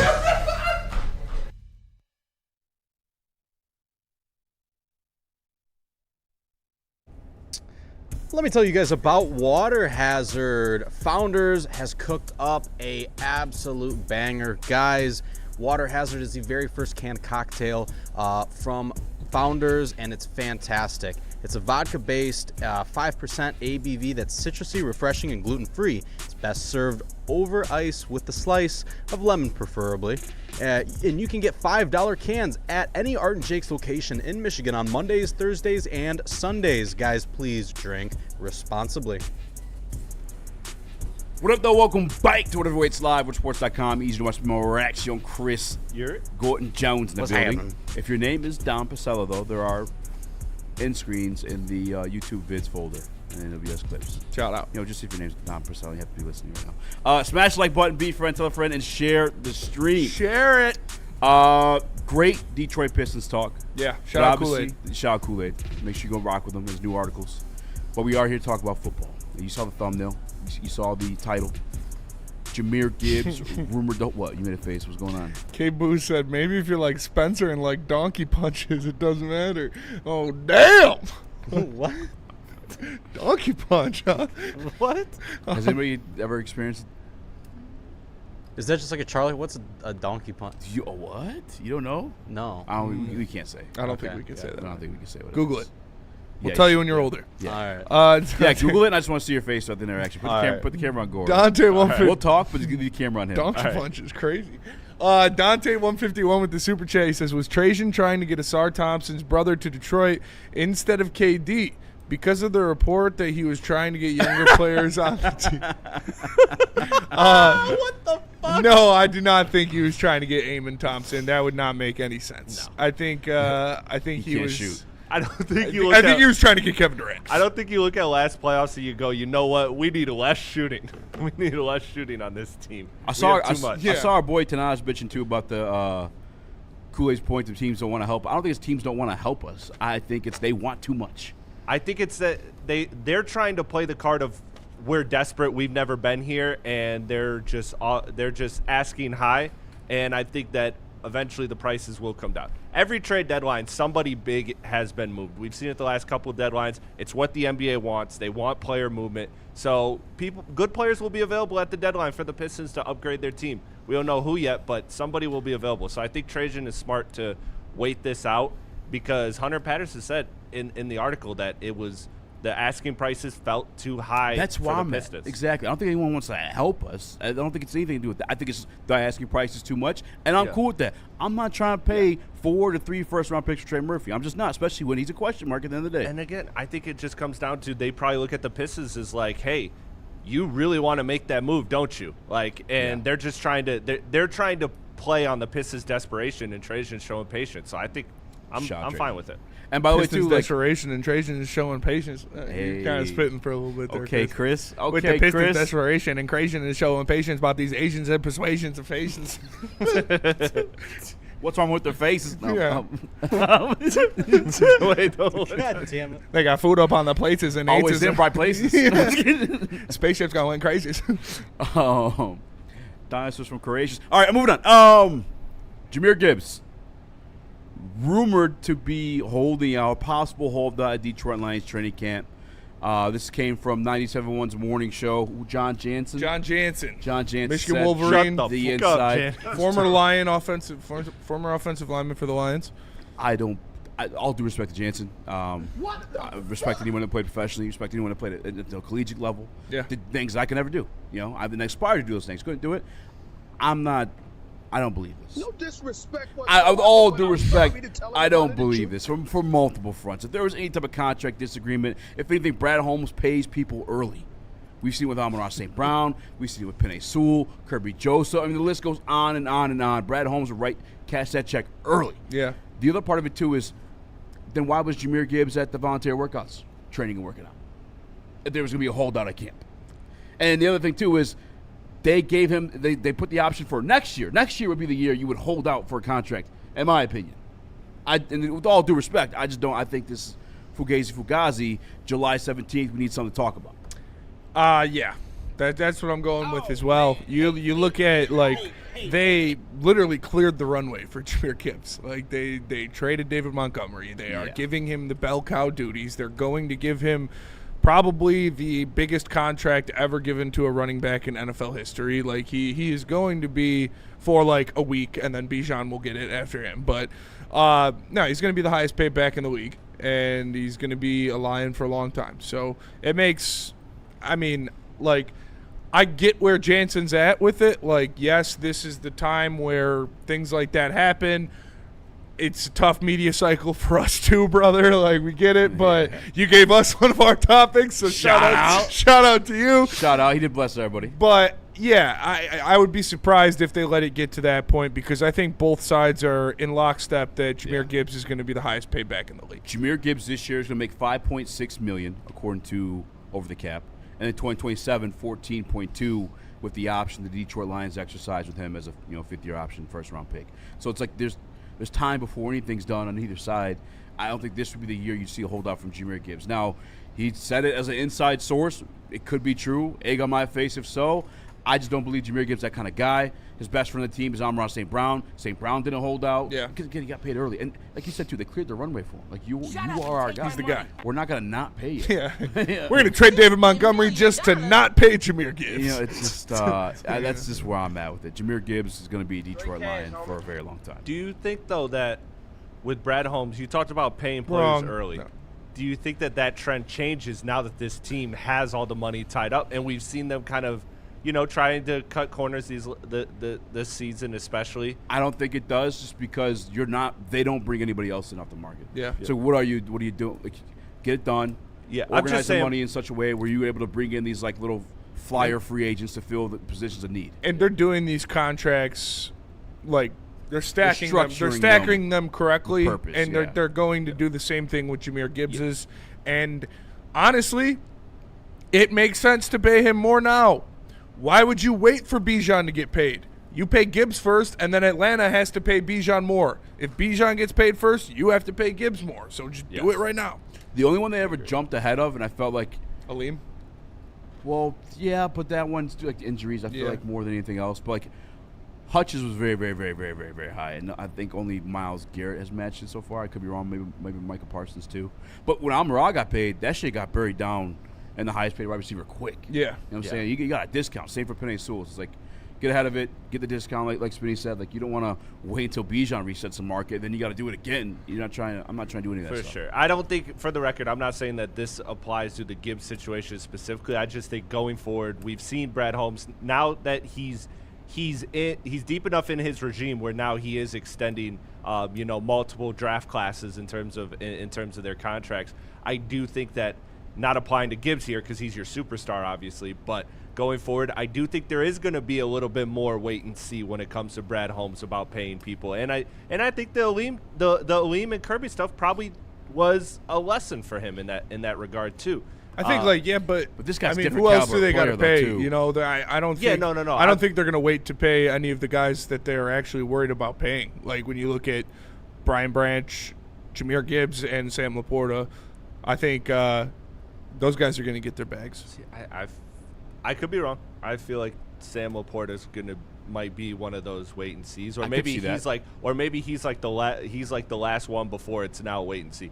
I mean, and also you can make the fair counterpoint to all of this and say that, who are you thinking about? You got to lock up, from these later draft classes, actually. So that's true, too. But I think that just generally, the Brad came in with a pretty clean cap sheet, which is part of the reason why we crashed out about, him not making moves is because there was a relatively clean cap sheet. Now that cap sheet, while it's structured pretty well, is a lot tighter. And so I think that Brad Holmes is going to be a little bit more on the patient side going forward, a little bit more on the prove it side. I just think there's a benefit in waiting with a guy like Jahmyr But not Gibbs. with Gibbs. Yeah, not with Gibbs. Like Laporta, I could be sold there. Like there's some injuries there. Yeah, the back injury especially. If it was something other than the back, I probably would be a lot more in on Laporta, but that's concerning. And we've had very super productive tight ends. Yeah. I mean, some of it was I just Ben don't Johnson think here, but I don't think he's going to do any. I think he's going to sign the guy. I think that's what Brad does. Yeah. Is he signs his guys and he's Branch we wait on too because of injury. I think Branch. I don't know if you'll wait. I think you'll get a discount. Yeah. Because he's not going to have the accolades. He's I not would going to love have to get a the discount all pro Branch. stuff. Man. I'm a Branch stan. Yeah. I'm a Branch stan. And the Branch stuff, I wouldn't mind if they signed him right now because it would be the cheapest you could get him. Yeah. And I am having no worries about his ability to bounce back from the Achilles. I really am. But that's a serious thing you can use as a pretty big bartering chip in a contract to get him for a big discount right now. Yeah, out of those four that we drafted in 23, I could definitely see the Lions not extending Laporta, but I think Gibbs and Branch, that has to get done. Like, your team is so much different if you don't have either of those guys. Laporta, you can afford to lose. Yeah. My dad just sent me an AI link. You think it's like what is your dog's name? What? My dad's testing me to see if I'm a robot. I don't know. You should text him. He sent me an AI link. Your dad is doing your parents are dead. It's a phishing operation. He's trying to check you. What's wrong with Baxter? I don't get what the crash outs on Trajan still in this comic. There's It's nothing just available. It's just the one guy. There's nothing realistically available, man. Like, And be fucking for real, for God's sake, be for real. I'm pretty sure that's for C-Day. Be for real. What is realistically available? Oh hell yeah! At a realistic price. Nothing. Shout out our guy man. Griffin. He just sent me the score from the Odyssey, the song they play with the Cyclops. Huh? He just sent me the song they play when the Cyclops when they're in the Cyclops' den. Oh. How's the music in it? Oh, it's fucking peak. Dude. Big soundtrack guy. It was so good. I didn't peep the music being played, to be honest with you. I was in the movie. At one point, I'm like, damn, are they playing music? That guy's won 4 Oscars already. They got Ludwig Gustafsson or Göransson or whatever his name, the guy who put together the score for The Odyssey has won like 3 Oscars already. Music and like movies, film, and he's super like, young. Entertainment. That's something that I really appreciate the second time around. Because like I like you, I'm locked into the visuals the first time. But like I'm playing Red Dead. I'm playing Red Dead 2 for the second time. Just get my fix in before GTA. And man, like the scores in that is it's just fucking sick how music can set a tone at times. Absolutely. And it's even like a Shout social out media Hans now Zimmer, with reels. Yeah. When people are like doing reels, like certain songs always like set like, oh, this must be a serious video. I gotta lock in and watch this thing right now. I still fall asleep to Skyrim music at night. Like it's so fucking peaceful. It's just like if I want to play that music, it would be probably the score from Dune. Like that shit's so fucking. Hans Zimmer, dude, he's a goat. Michigan Go Blue with the super chat. He says, respect to y'all. Detroit sports is a joke right now, but y'all keep showing up. Shout out. Thank you, bro. Appreciate you, man. Oh, man. I met somebody today at the fun camp life we today, get to too, live. that watched Woodward played running back at State. We were talking back and forth about the Lions, and then we were talking about, obviously, defense where you start to get anxiety. But then he brought up the offensive line. I'm like, fuck. You played running back at State? Yeah, I got to look it up. Hold on. Like recently? Was it Langford? No, it was Jeremy Langford. No, give me a minute. You have to give me old head, Javon Ringer. It was round when he played with Javon Ringer. Pretends to be straight was really good. Pretends to be me. Yes. That shit's so funny. He's a Latin pop pretends star. to be straight, but he's really gay. Me. He's a Latin pop star. He's a Latin. Oh. He's a Latin pop star. Oh, I wrote that one. Dude, Key and Peele's got some gems, man. They're like either great or just awful. Yeah, there's no in between. That one's funny though. Dude, that shit is so funny. All right, let's go to break. Where are we? I don't even know where we're at now. All right, so we got to do Mortgage Pros. All right, let me tell you guys about Mortgage Pros. Are you looking for a career upgrade? Check out Mortgage Pros, the #1 mortgage broker in the state of Michigan. We saw their incredible company culture firsthand at their annual block party. Their team truly loves what they do, and it shows. With 4.9 stars on Google and over 4,000 reviews, the reputation speaks for itself. So if you are looking for a new career, give Mortgage Pros in Troy a call at 248-416-1361. Mortgage Pros, let the pros handle it. For more Detroit Tigers coverage, make sure you subscribe to Woodward Tigers on YouTube. All Tigers, all the time. For the hardcore Detroit sports fans who can't get enough of the Motor City's teams. All season long, you'll get non-stop Tigers content. From on-field interviews, post-game reactions, and roundtable insight from Woodward Sports.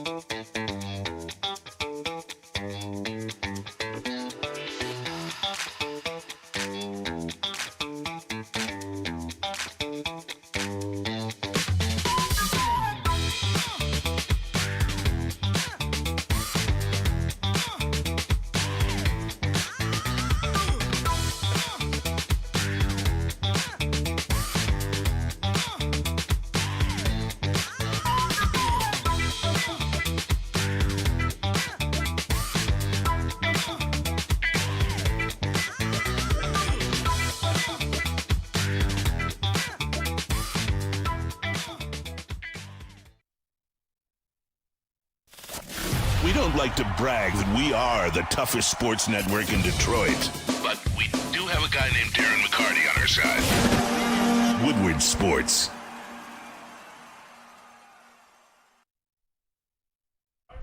Art and Jakes, ladies and gentlemen, I'm there for my UFC Saturdays, my NFL Sundays, and everything in between. It is a fine dining flavor, but still a sports bar atmosphere. Matter of fact, we'll be partying there to watch the Tigers take on the Cubs in Shelby Township. What was that, 22nd, Gordo? The 22nd in Shelby Township. Art and Jakes, pull up and party with the boys. 80 TVs wall to wall. You won't miss a single pitch. 22 draft beers, and the food. I mean, look at me. Trust me, it's good. It's good. You guys missed Nick Koloff. He'll be there too. Woodward baseball crew pulling up. Shout out. You can pull up on Nick, but you sell his tickets yet? Yeah, ask Nick if he sold his his tickets yet? Yeah. You know, I know you guys like to ask him that. Terrible. He'll be there. Or if he's up north for the 12th time this year. No. What up, though? Welcome back to Whatever Waits Live with Sports.com. I'm Easy, much spin more Reaction. Chris, Gordon Jones. What's Smash happening? like button B for Until a Friend Should stream. Spinny, you put it on Lions. 3 reasons why the Lions Super Bowl window is closed. Well, you sent that in the chat. The article. Yeah. Did you click on it? I did not. I did not either. Neither did I. All right, so let's guess the three reasons. Let me open it. Shout out to the doc, though. This is from the Doc Macaroon. Writing great stuff. Shout out. He ducks us now. Great article. Well, it's weird, though. I don't want because like he's always in crunch times. It's like, do I? We can still bring. He's only on there once a week. Yeah. We can get some Doc love. But Booner, I don't want Booner to have a little Booner fit. Where? Booner can have. They're having like 40 different guys. Off-season turmoil. Is number one reason. All right, Doc. Off-season turmoil? Yeah. Oh, Terrion? Oh, so the Lions have had to deal with several distractions this offseason before free agency started. The release of Taylor Decker as a contract dispute with the veteran became public. That's true. They also released center Graham Glasgow and let linebacker Alex Zaloni walk in free agency. Well, the Lions are steadfast in their belief that they have the leaders in their organization to account for these departures. There could be some early hiccups as some players adapt to new roles. Additionally, more turmoil was added recently with the legal matter and subsequent release of Terrion Arnold. Detroit's also navigating injury concerns with safety position. Brian Branch and Kirby Joseph. Real quick, I don't even know if I can censor this one. Well, I guess I can. Pinochet's Heli Pilot with the super chat says, Easy loves butt effing music. Fun fact, never mind. All right, yep, we'll leave it there. Still Friday, but we're still looking for a partner in the department. Maybe we'll bring it back. Someone to partake. All right, yeah, didn't need to hear that one. It's big. God damn it. It's scary. It's scary. It's pink. It's an Alaskan bullworm. Listen. What's the worm's name in Dune? Fuck. Shahud? Shahud, yeah. Shahud, It's me, Shahud. Pesky Paul. The Benny Gesserit, Nasty Women. That shit's so funny. Even the nasty ones won't It's do one of it. the best videos of all time. All right. So Doc is right. I mean, there is a lot of turnover in the leadership of this team when you talk about veteran presence, but your core are your veterans now. You know, Anzo and having those guys as Graham and Taylor, they are great veterans and they're important players to have to build this core up. Ray Shy Tardos. This is Butt Fuck Mix 2016. It was a banger. Shout out. It probably was, honestly. What songs do you think are on that mix? Was it Bulletproof by 2016? Five Finger Death Punch. You gonna shake that boodle? I was thinking like G-Eazy. Yeah, what's that one? G-Eazy to butt fuck, dude? No. Got the city shit. on fire. Well, I mean, if Got you the listen to city on G-Eazy, you're fire. probably gay, so you're definitely having butt sex. That is fair. Got the city That's fair. on fire. Yeah, everybody in the chat, drop a song that'd be on the Butt Fucking Mix 2016. A Sexy Red album. I don't think she's popping in 2016. She wasn't popping in 2016. No, 2016. Oh, going Cardi back B. to that, yeah. Cardi B for sure. Oh, yeah, dude. Yeah. She was wild, man. Yeah. Got the city on. I hate that song so the much. city on Yo, fire. bitch lying on me like she tired. Jeezy sucks, dude. He sucks. If anybody tells me Jeezy's good, I will vehemently disagree. Hey, Logic first thing on that. Logic's on bad that too. mix. They're teaming up I for don't a wanna tour, be Spencer. alive. We don't want you to die, Eric. They're going We don't on want you tour to together. That's what die, I'm saying. Eric. Logic and Jeezy are going Yeah, on they're tour going together. on tour together. This summer. It just kicked off. I was going to say something, but I'm glad I didn't Didn't say Nick it. say he wanted to go to that? No. I hope not. I Wikipedia I think 2016 hits. Nick might be a Logic guy, though. I Wikipedia 2016 hits. Panda number 6 would probably make the Panda? playlist. Oh, yeah, Panda, for sure. Panda. I got bro. Oh, yeah, that's perfect tempo. Hello by Adele. Credit cards and the scanners. Gay Retardos actually has an entire playlist. He dropped like 10 whoa. songs Oh, in there. okay. Okay. Is that how you say One it? Dance by Drake featuring Whiskey. It's Ray Guitardo. My bad. He got me. He got me. No, you got you. Yeah, he's right wrong. You just called out Nick for no reason. Love Yourself by Justin Bieber is crazy to have on the butt playlist. It was the number one You song in got that 2016. yummy, yummy. Is that the song? No, that's a different Bieber song. I don't know what that one is. There's not great songs for BF in this. Lil Yachty? Yeah. What was Rihanna that needed DJ? me? That No, DJ maybe. Khaled one. I'm the one. I'm the one. Yeah. I think that's what that is.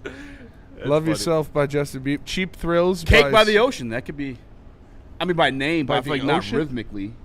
Cake by the Ocean. I thought that one was about drugs. That's what they say. I had no idea that's what that song was idea called. either. Yeah. And then I saw the video. And it's S. I'm like, oh. Cake by the Ocean. Cake by the Ocean. There's bad bitches.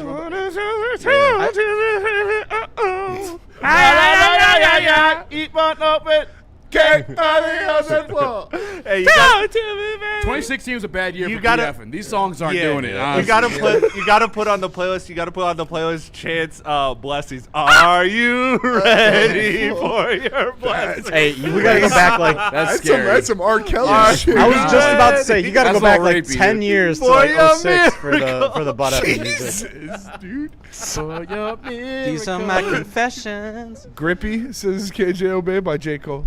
If we time Grippy travel, 2016. I'd lost so much respect for J. Cole when he put that shit out, man. Grippy. Any song by Future? Well, yeah, I mean, shit. Cooler Than Me by Mike Posner. Jumpman. Cooler than me. Jumpman.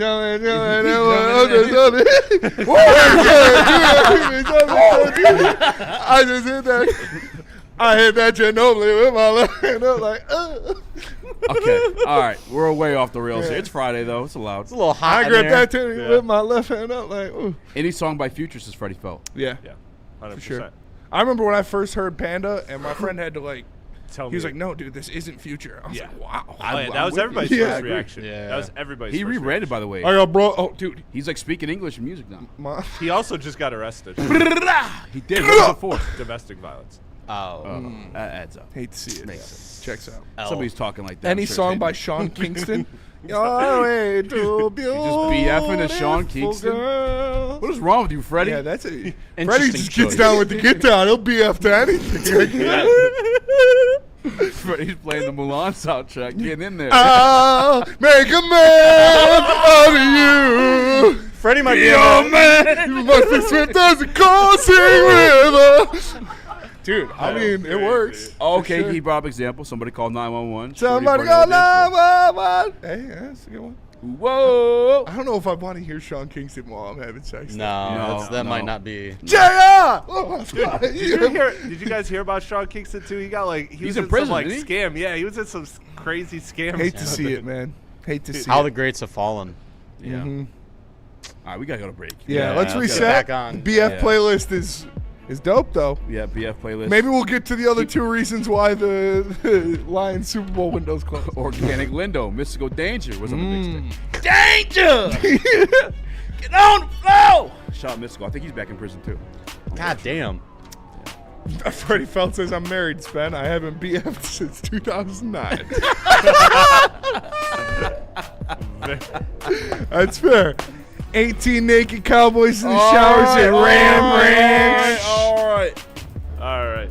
Let's talk about Thrive. Let me tell you guys about Thrive. Listen, guys, most people that think that energy comes in a 16-ounce can full of sugar and neon-colored liquid, but you know better. It's time to upgrade. Is that Mr. Two Watches? No, I'm about to look. Go ahead. It's time to upgrade your game with Thrive Energy Pouches. This isn't your daddy's dip. It's a tobacco-free, nicotine-free mental powerhouse packing 300 milligrams of clean, smart caffeine, including alpha GPC and L-theanine. No jitters, no sugar crash, and zero bloating. Thrive can be found online at dipstop.com. Remember to use promo code WSN for 15% off your entire order, exclusively at all Market Fresh and Market Square locations. Thrive, clean energy, zero distractions. They just effing work. Hunting season is almost here, Detroit, and your Lions are on the prowl.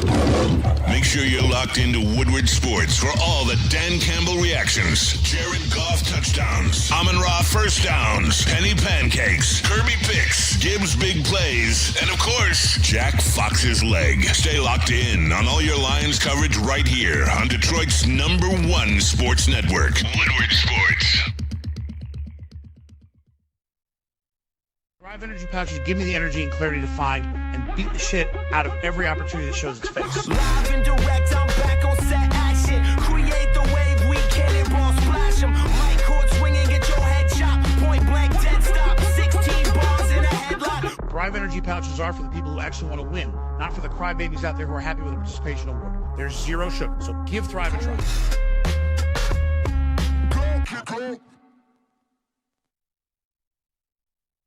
It's game on at Art and Jake's. Wings, burgers, pizza, and ice-cold drinks served up with attention to detail. Wall-to-wall TVs, great service, and a vibe that keeps your crew coming back. Art and Jake's, a sports bar setting with a fine dining flavor. Jahmyr Gibbs, breakout season, loading. Inside the 5, Gibbs to the end zone, touchdown! Woodward Sports, the most dominant Detroit sports coverage around. Loom Cannabis. Go to loom.com to find a location near you today. Use promo code WSN30 to get 30% off your order. And make sure you check out the Buzzin' Energies. 100 milligrams caffeine, 7.5 milligrams THC in a can. They are delicious. It's loom.com. I tumble for you, I tumble for you. I know that song from Big Daddy? No. Adam Sandler, Goes Back to School. Billy Madison. Yeah, there you go. Yeah, banger. Great movie. Damn good movie. Hurt So Good from Indy's own John Mellencamp. Hurt so good. Come on, baby, make it hurt so good. Sometimes love don't feel like it should. That's definitely a BF song. Hurt so good. Yeah, that's for sure a gaslighting BF song. It's about BFing for sure. Got it, dude. Wow. I mean, they were freaky back then. Everybody drop your favorite BF song. Best friend song, for sure. Yeah, definitely what we're talking about. Were you able to pull up the Doc's article? No, I thought you had it. You read the first Yeah, I thought one. you were still pulling it up, too. All right. All right. Did you read the first one? He did. He says off-season turmoil spinning. Do you think that is a reason the Detroit Lions Super Bowl window has closed? No, before we got into all the BFs, I was gonna say, like, he does have a point, obviously, that they lost a lot of veteran leadership. Anzalone, Graham Glasgow, Taylor Decker, those are big factors of helping these young guys kind of come along in the NFL. But you don't need that anymore. Your core is your core now, and they are veterans in this league. Like, you've got, obviously, Jared Goff as your biggest leader, but Penei Sewell, Aiden Hutchinson, Amon-Ra St. Brown. Like, these guys are veterans now. They've been in the league for many years. They know how to handle themselves. They're multiple-time All-Pro players. So they will be the leaders in the locker room. They don't really – I don't think losing those guys – I mean, losing their talent when you look at Anzalone hurts a little bit, but I don't know if, like, the voice in the locker room is going to be missed as much. I think you have plenty of guys that are capable of doing that. I'm salty. We just going to ride it out with Rock Yassin, Reed, and Rakestraw? Absolutely. I don't think that's crazy. Maybe on paper. I mean, DJ Reed's pretty solid cornerback. I think Rocky Sin showed some good things last year. We've yet to see what Rakestraw can do on an actual field during a football game, NFL football game, I should say that. But 2023, you went there with Kendall Vildor and Cam Sutton. So yeah, I think DJ Reed and Rocky Sin are good enough, especially for what the schedule is. You just got to pray the defensive line comes to shape. Yeah. Which I think it will. I think it will. Tyleik Williams, I think, showed you enough last year. Just can he throw in a little pass rushing? And if he doesn't, hopefully McNeil's back to shape. Yeah. Because Lee McNeil's taken over games before in the NFL. I think he can do it. I think he can come back. I do. It was bad last year. I'll say that, though. When he And was also, out they there, help they put on fucking edge. They're putting him at edge, too. It doesn't help. New bald coordinator gives us -10 aura, says I'm salty. I don't argue that. I miss Ben Johnson. You can be. It's not like a cool bald. He's like big brain bald. If you're like a fucking like Jason Statham bald, it could work. Yeah, Dom Toretto bald. Yeah, a Stone Cold bald. That's Yeah. badass. Yeah. He's not. He's not. He's a bad bald. There's not Which a is lot hard to of- be. It's hard to be a bad bald. Yeah. Oh my God. No, he's My good. eyes! Rock's numbers are impressive. So, yeah, Rock Yasin's a good player. Yeah. Yeah, Now, Rock Yassin, yeah. I would prefer him to be your number 2 cornerback or 3. or 3. Yeah, But we're on the depth chart, yeah. but that's not the way the cookie crumbles. Do you think we were comparing quarterback? Do you think he's better than Josh Jacobs? Or do you think that he can have that kind of level of impact? No, sorry, not Josh Jacobs. Who was Jerry Jacobs. Jerry Jacobs. Yes. Yes. Yes. You think he? I think he is. Okay. I would hope so. This guy, Rock Ya-Sin was a second-round pick. He was, he's bounced around a couple teams, but he's always. Yeah. It's not like he was getting DFA'd or anything like that. He was always a solid player. Yeah. I think he stepped up big for you last year when he needed to. He's big. He's long. He's probably your best coverage corner. Like man coverage corner, he's probably the best one you got. So they're gonna need him. I'm not going to sit here and say I have faith in Rock Ya-Sin being, a number one cornerback in the league, but what we've seen out there recently, it's when outside of Carlton Davis, he's probably the best one we've seen under Brad Holmes. What you're really banking on is, stop me if you heard this before. Cornerback whisper. You're banking on the health of Kirby Joseph and Brian Branch. Yeah, you are. Truly. Because I originally said that when we, way back when shit was all sunshines and rainbows, and we were talking about, we're okay giving Branch and Kirby both mega contracts because you could replace your cornerbacks with young players or fringe guys if you have the two best safeties in the NFL. But both of those guys, I would just you got those guys, the opportunities they create in terms of getting your offense extra possessions, whether it be from fourth down stops or straight up turning the ball over. That's what they were in 2023, right? So and that was a worse defense. The one thing they did bring, that Spring pointed out yesterday, though, the run stop. Yeah, you got to be able to stop the run, so you're forcing these teams to pass, and Kirby and Branch could feast on there. And Kirby and Branch got to be there to feast. That too. The next reason why the Detroit Lions Super Bowl window may be closed, according to John Macaroon of Detroit Lions on SI, this is offensive inconsistency. The Lions have one of the deepest array of offensive playmakers in the league. However, many of these players were on the roster last year, and they struggled with inconsistency throughout the year. Even though the group finished fourth in scoring last season, Campbell felt change was necessary and let the coordinator John Morton go. Now, new coordinator Drew Petzing faces big expectations in his first season in the role. He has plenty of talent at his disposal, but striking the right chord will be very important as he looks to get more consistency out of the unit. I agree with Doc's take, but I'm not putting that as a reason why I don't, because I believe they're going to be fine. He's right.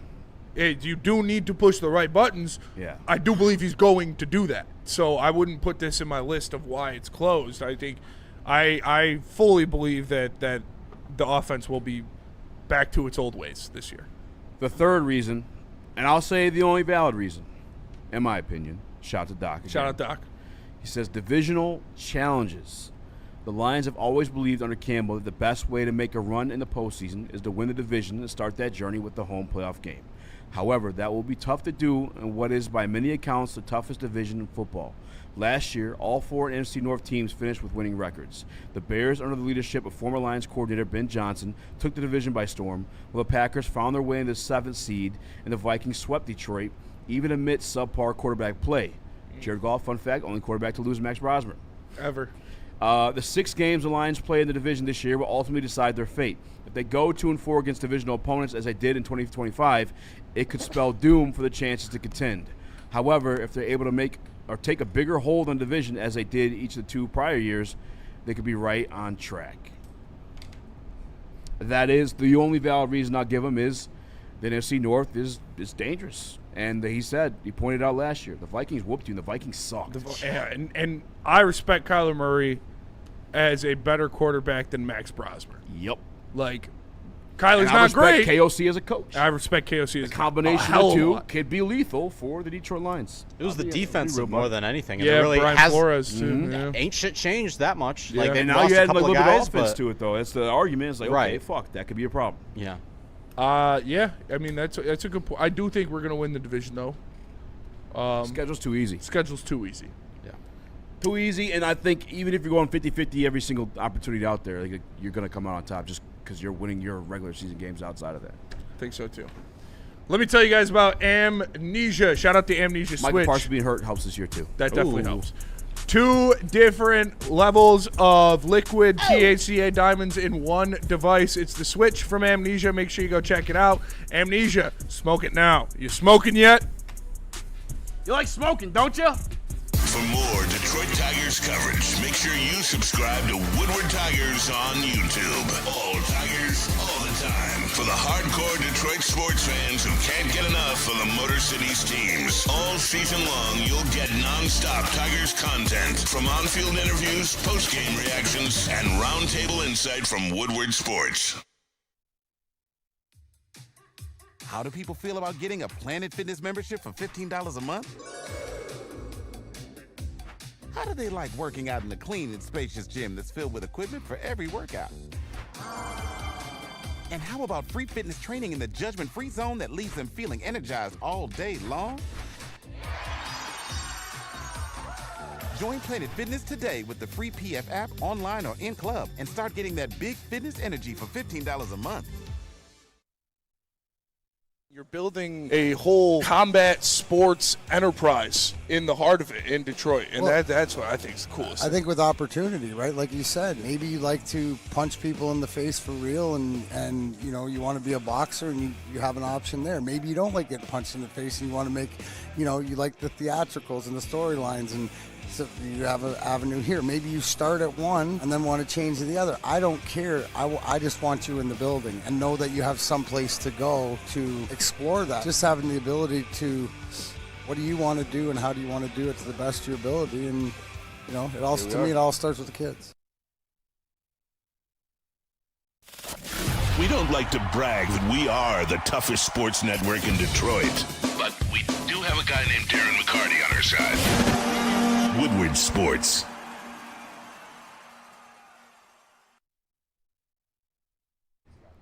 Last night, The Odyssey was one of the best movies I've seen in the past decade. I'll throw it out there. It's up there. It's a great movie. Phenomenal movie. You know what makes every movie-going experience better?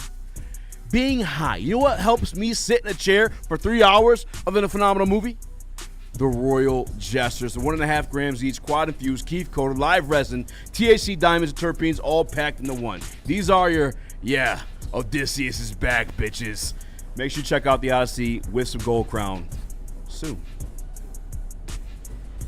What up, though, and welcome back to Whatever Waits Live, WhateSports.com. I'm Easy Jahmyr, spin more Raxter, young Chris, Gordon Jones. Top of the morning. Smash the like button, be a friend, tell a friend, and share the stream. Share it. Chris, we talked about a little bit about the last week's doc saying the Detroit Lions Super Bowl window was closed, and that was the division. Do you want to expound on that? Would you like to move on to the Detroit Pistons turning down Sabonis?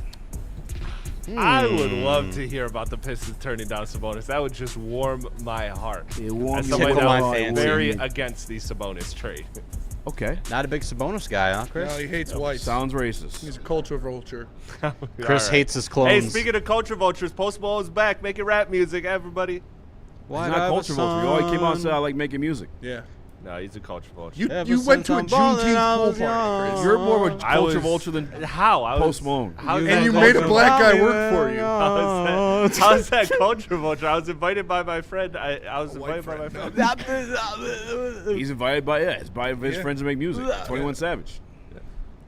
On God. He makes great fucking music. Oh, by the way, I can objectively agree to disagree there. I can objectively agree to disagree. Travis Scott. It's lit. In the Odyssey last night. War. All right. His name. It's lit. Really?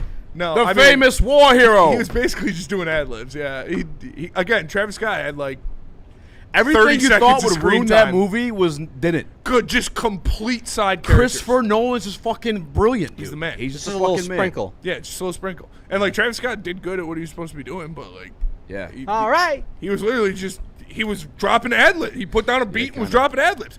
And if I'm Christopher Nolan and I'm thinking I need somebody that's going to make a beat and do ad-libs, I would probably choose Travis Scott. Who's going to tell the story of Troy? Yeah. Travis Scott. Travis Scott. The falling of Troy. It's lit.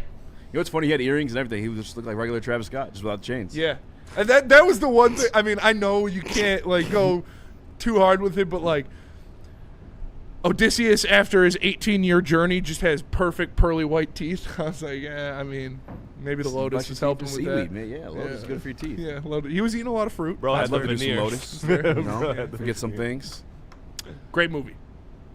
I'm excited. You guys have convinced me to see. I'm not a movie I think you goer. should. It's a I'm great, not a movie goer, but I'm gonna pop out. It's one of the better movies I've actually seen. I was definitely gonna see it, but now my expectations are a lot higher. Movies. Yeah, I hate doing that to people. No, it's justified. Yeah. No, I'm not against movies at all. I'm just, as you know, music and sports guy, so like I just don't really make the time for movies. That's all it is. Organic Lindo. We must stand strong. Bean. Should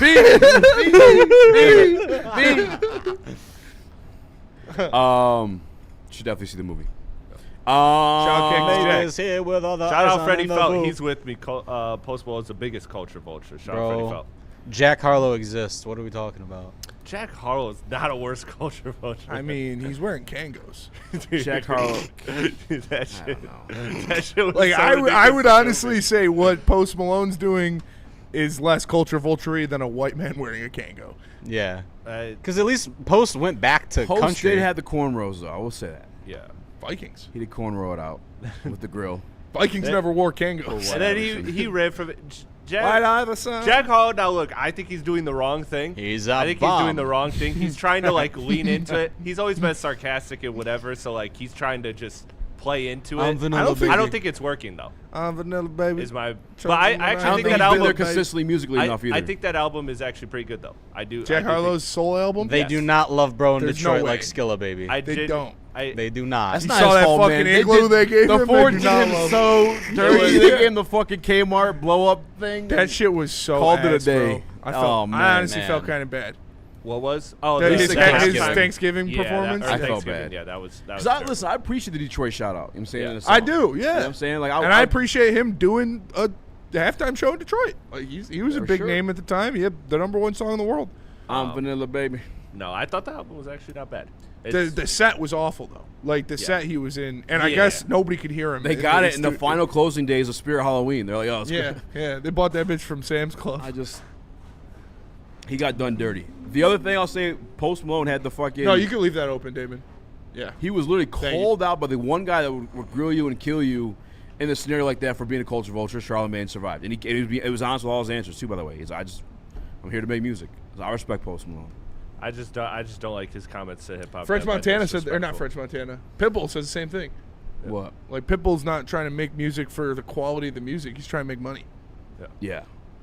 Which I mean, Post is like, I just like honesty. if I Yeah, like good rap for music, him. I'm gonna make rap music. Like, I don't- was these are artists, fine. I was musical fine artists. with that. It was just the disrespectful hip hop comments. That's what it was. There was This guy Chris is specific fucking putting targets. all of the hip hop genre as a whole on his back. Yeah. I love this shit. I live this shit. But I think that I think that those comments to hip hop saying that it's not real music, saying that it doesn't invoke emotion, I think that's disrespectful to the genre, and I didn't like that. I'm not disagreeing with the Charlamagne thing. That's a different thing to me. And that's fair, but he that's still why makes I good said music. That's why I said it. That's why I say he's a culture. Jack Harlow and, snitched on Lemon Pepper Lou when he snuck out of the bubble, says Organic Lindo. Oh yeah, I forgot No he way. did do that. Damn. That's crazy. Dude, He's also, a bum. that's why Lou Williams is goated. He snuck out of the bubble to go to Magic City, bro. What, a Well, fucking what was worse, savage. what Lou Will did or what And now what the pepper D-Book wings was are getting named into? after him. Sweet Lou Wings. D-Book. Remember what D-Book was getting into during No, the you're bubble? Jimmy Butler. Oh, that was Jimmy. I thought that was Devin Booker too. No, you're thinking I thought no, that it was a was few During Daniel- that players. time, Daniel she came out House. with that story about how she had to let the team. Was that one of the people who was rumored, and then it turned out to be Butler? Or Nah, I was thinking of Rachel Nichols. I don't think she was talking Yeah. about she was talking about Yeah. the bubble. She was specifically. No, she was that's just talking about the- a time where she let the Phoenix Suns Yeah, that's different. He's talking about Rachel run a Nichols. fast break on her. Oh, I okay, thought word. you guys were talking about Daniel House who pulled the COVID tester. Two That separate shit's incidents. Yeah, two Those separate are two incidents. separate incidents. However, My bad. that story did my YouTube page justice when I was starting out in my basement. Shout I did out. a reaction video to that one, and it did well. Shout out. I miss Lou Will in the I game. called man. out That ass. Lou Will is one of my favorite archetypes. I love that archetype. Yeah. Just bucket getter, dude. Yeah. Calling out the Warriors like Who's right your before favorite he bad got basketball dropped by player? him. My favorite bad basketball player? Ooh. That's good. And I'm talking about 5-on-5 bad. So it could be like a good player, but like 5-on-5, this guy ain't really doing much for you. You know who it was before last year because he totally righted that wrong? It's It gonna was say Carmelo. Paul Reed. Those playoff minutes were no, yes against the Knicks. That was fun. That was fun. But he totally corrected that. I fucked with Will Bynum heavy. Yeah, Will the Thrill was. Will Bynum was my guy. Will That's Dynamite. Dynamite. Damn, that's a good question. I liked Josh Smith a little too long. I'll say that. Josh Smith is good. I Though. He believe made in All-Star it. teams. and We were shit. kids, Yeah. though. You know, I forget myself for liking Josh Yeah. Smith because I was a child. Yeah. I didn't know any better. And there was the highlights and I was like, Oh, it's Joey gotta- D was knocking down his door at midnight. This guy must be great. You know who I really liked? Larry Nance Jr. Yeah, I actually was thinking about the He other had day. some gnarly posters. Bobon's always going to be like the Boban's bad. Bobon's Lovable freaking player. out. Have you Yeah, seen that dude. video? Yes. That's Him like scary. freaking out at that basketball game. Bro, they should have had him. They should have had him Bay. play the Cyclops in Odyssey, bro. You know JaVale how scary McGee. that would have been. Great bad basketball JaVale player. McGee is a great bad. I think basketball that's a player. perfect answer. Yeah. That is a perfect That- answer. yeah. That's like the definition. JaVale McGee's good though, dude. Like, Huh? No, but he also Michigan would like native. run the wrong way. Yeah, Like, Flint. Shout out. Shout out. He would also. Bobby Bobby Portis Portis is good. he's No, too- because he's JaVale good. McGee would do some dumb shit. Yeah, It is for true. sure. Would run the wrong way. Shaq would. Like, he him fucking and J.R. hated Oh, Smith. he was a mainstay on Shaq and Yeah, Fool. yeah. Fucking Shaq. JaVale Shaq McGee. killed his, ruined his mental. Amon Shumpert. Amon Shumpert, J.R. Smith. He had some. J.R. moments. Smith is a dog. J.R. Smith was a Yeah, dog. he's like Oh, actually good really back. I good. got him up 5-4. I guess He he was had just LeBron. hot. Yeah. And off the Henny. Yeah. All right, let's go to break. We'll come back. We'll do a mailbag. Tell us about Massage Chair, Easy. Massage Chair House. Go see my guy, Dr. Eric Duncan, at the corner of Woodward and Long Lake Road. Rehosts the largest massage chair showroom this side of the Mississippi. That's why he has number one massage chair review channel on the internet. You want to know why they call him Dr. Eric Duncan? He was a chiropractor. He fixed people's backs for a living. He's still fixing people's backs for a living. He's just doing it through massage chairs. Make sure you check him out at massagechairhouse.com. For more Detroit Tigers coverage, make sure you subscribe to Woodward Tigers on YouTube. All Tigers, all the time. For the hardcore Detroit sports fans who can't get enough of the Motor City's teams. All season long, you'll get non-stop Tigers content from on-field interviews, post-game reactions, and roundtable insight from Woodward Sports. Some days call for light, others lean bold. What about everything in between? All Day IPA, the easy choice for every day. Citrusy, crisp, refreshing. Flavor you can float with. Light on the hops, big on refreshment. One's great. Two, even better. Brewed with you in mind. No shortcuts, no fuss. Big on flavor, never too much. All Day IPA. Hop into easy.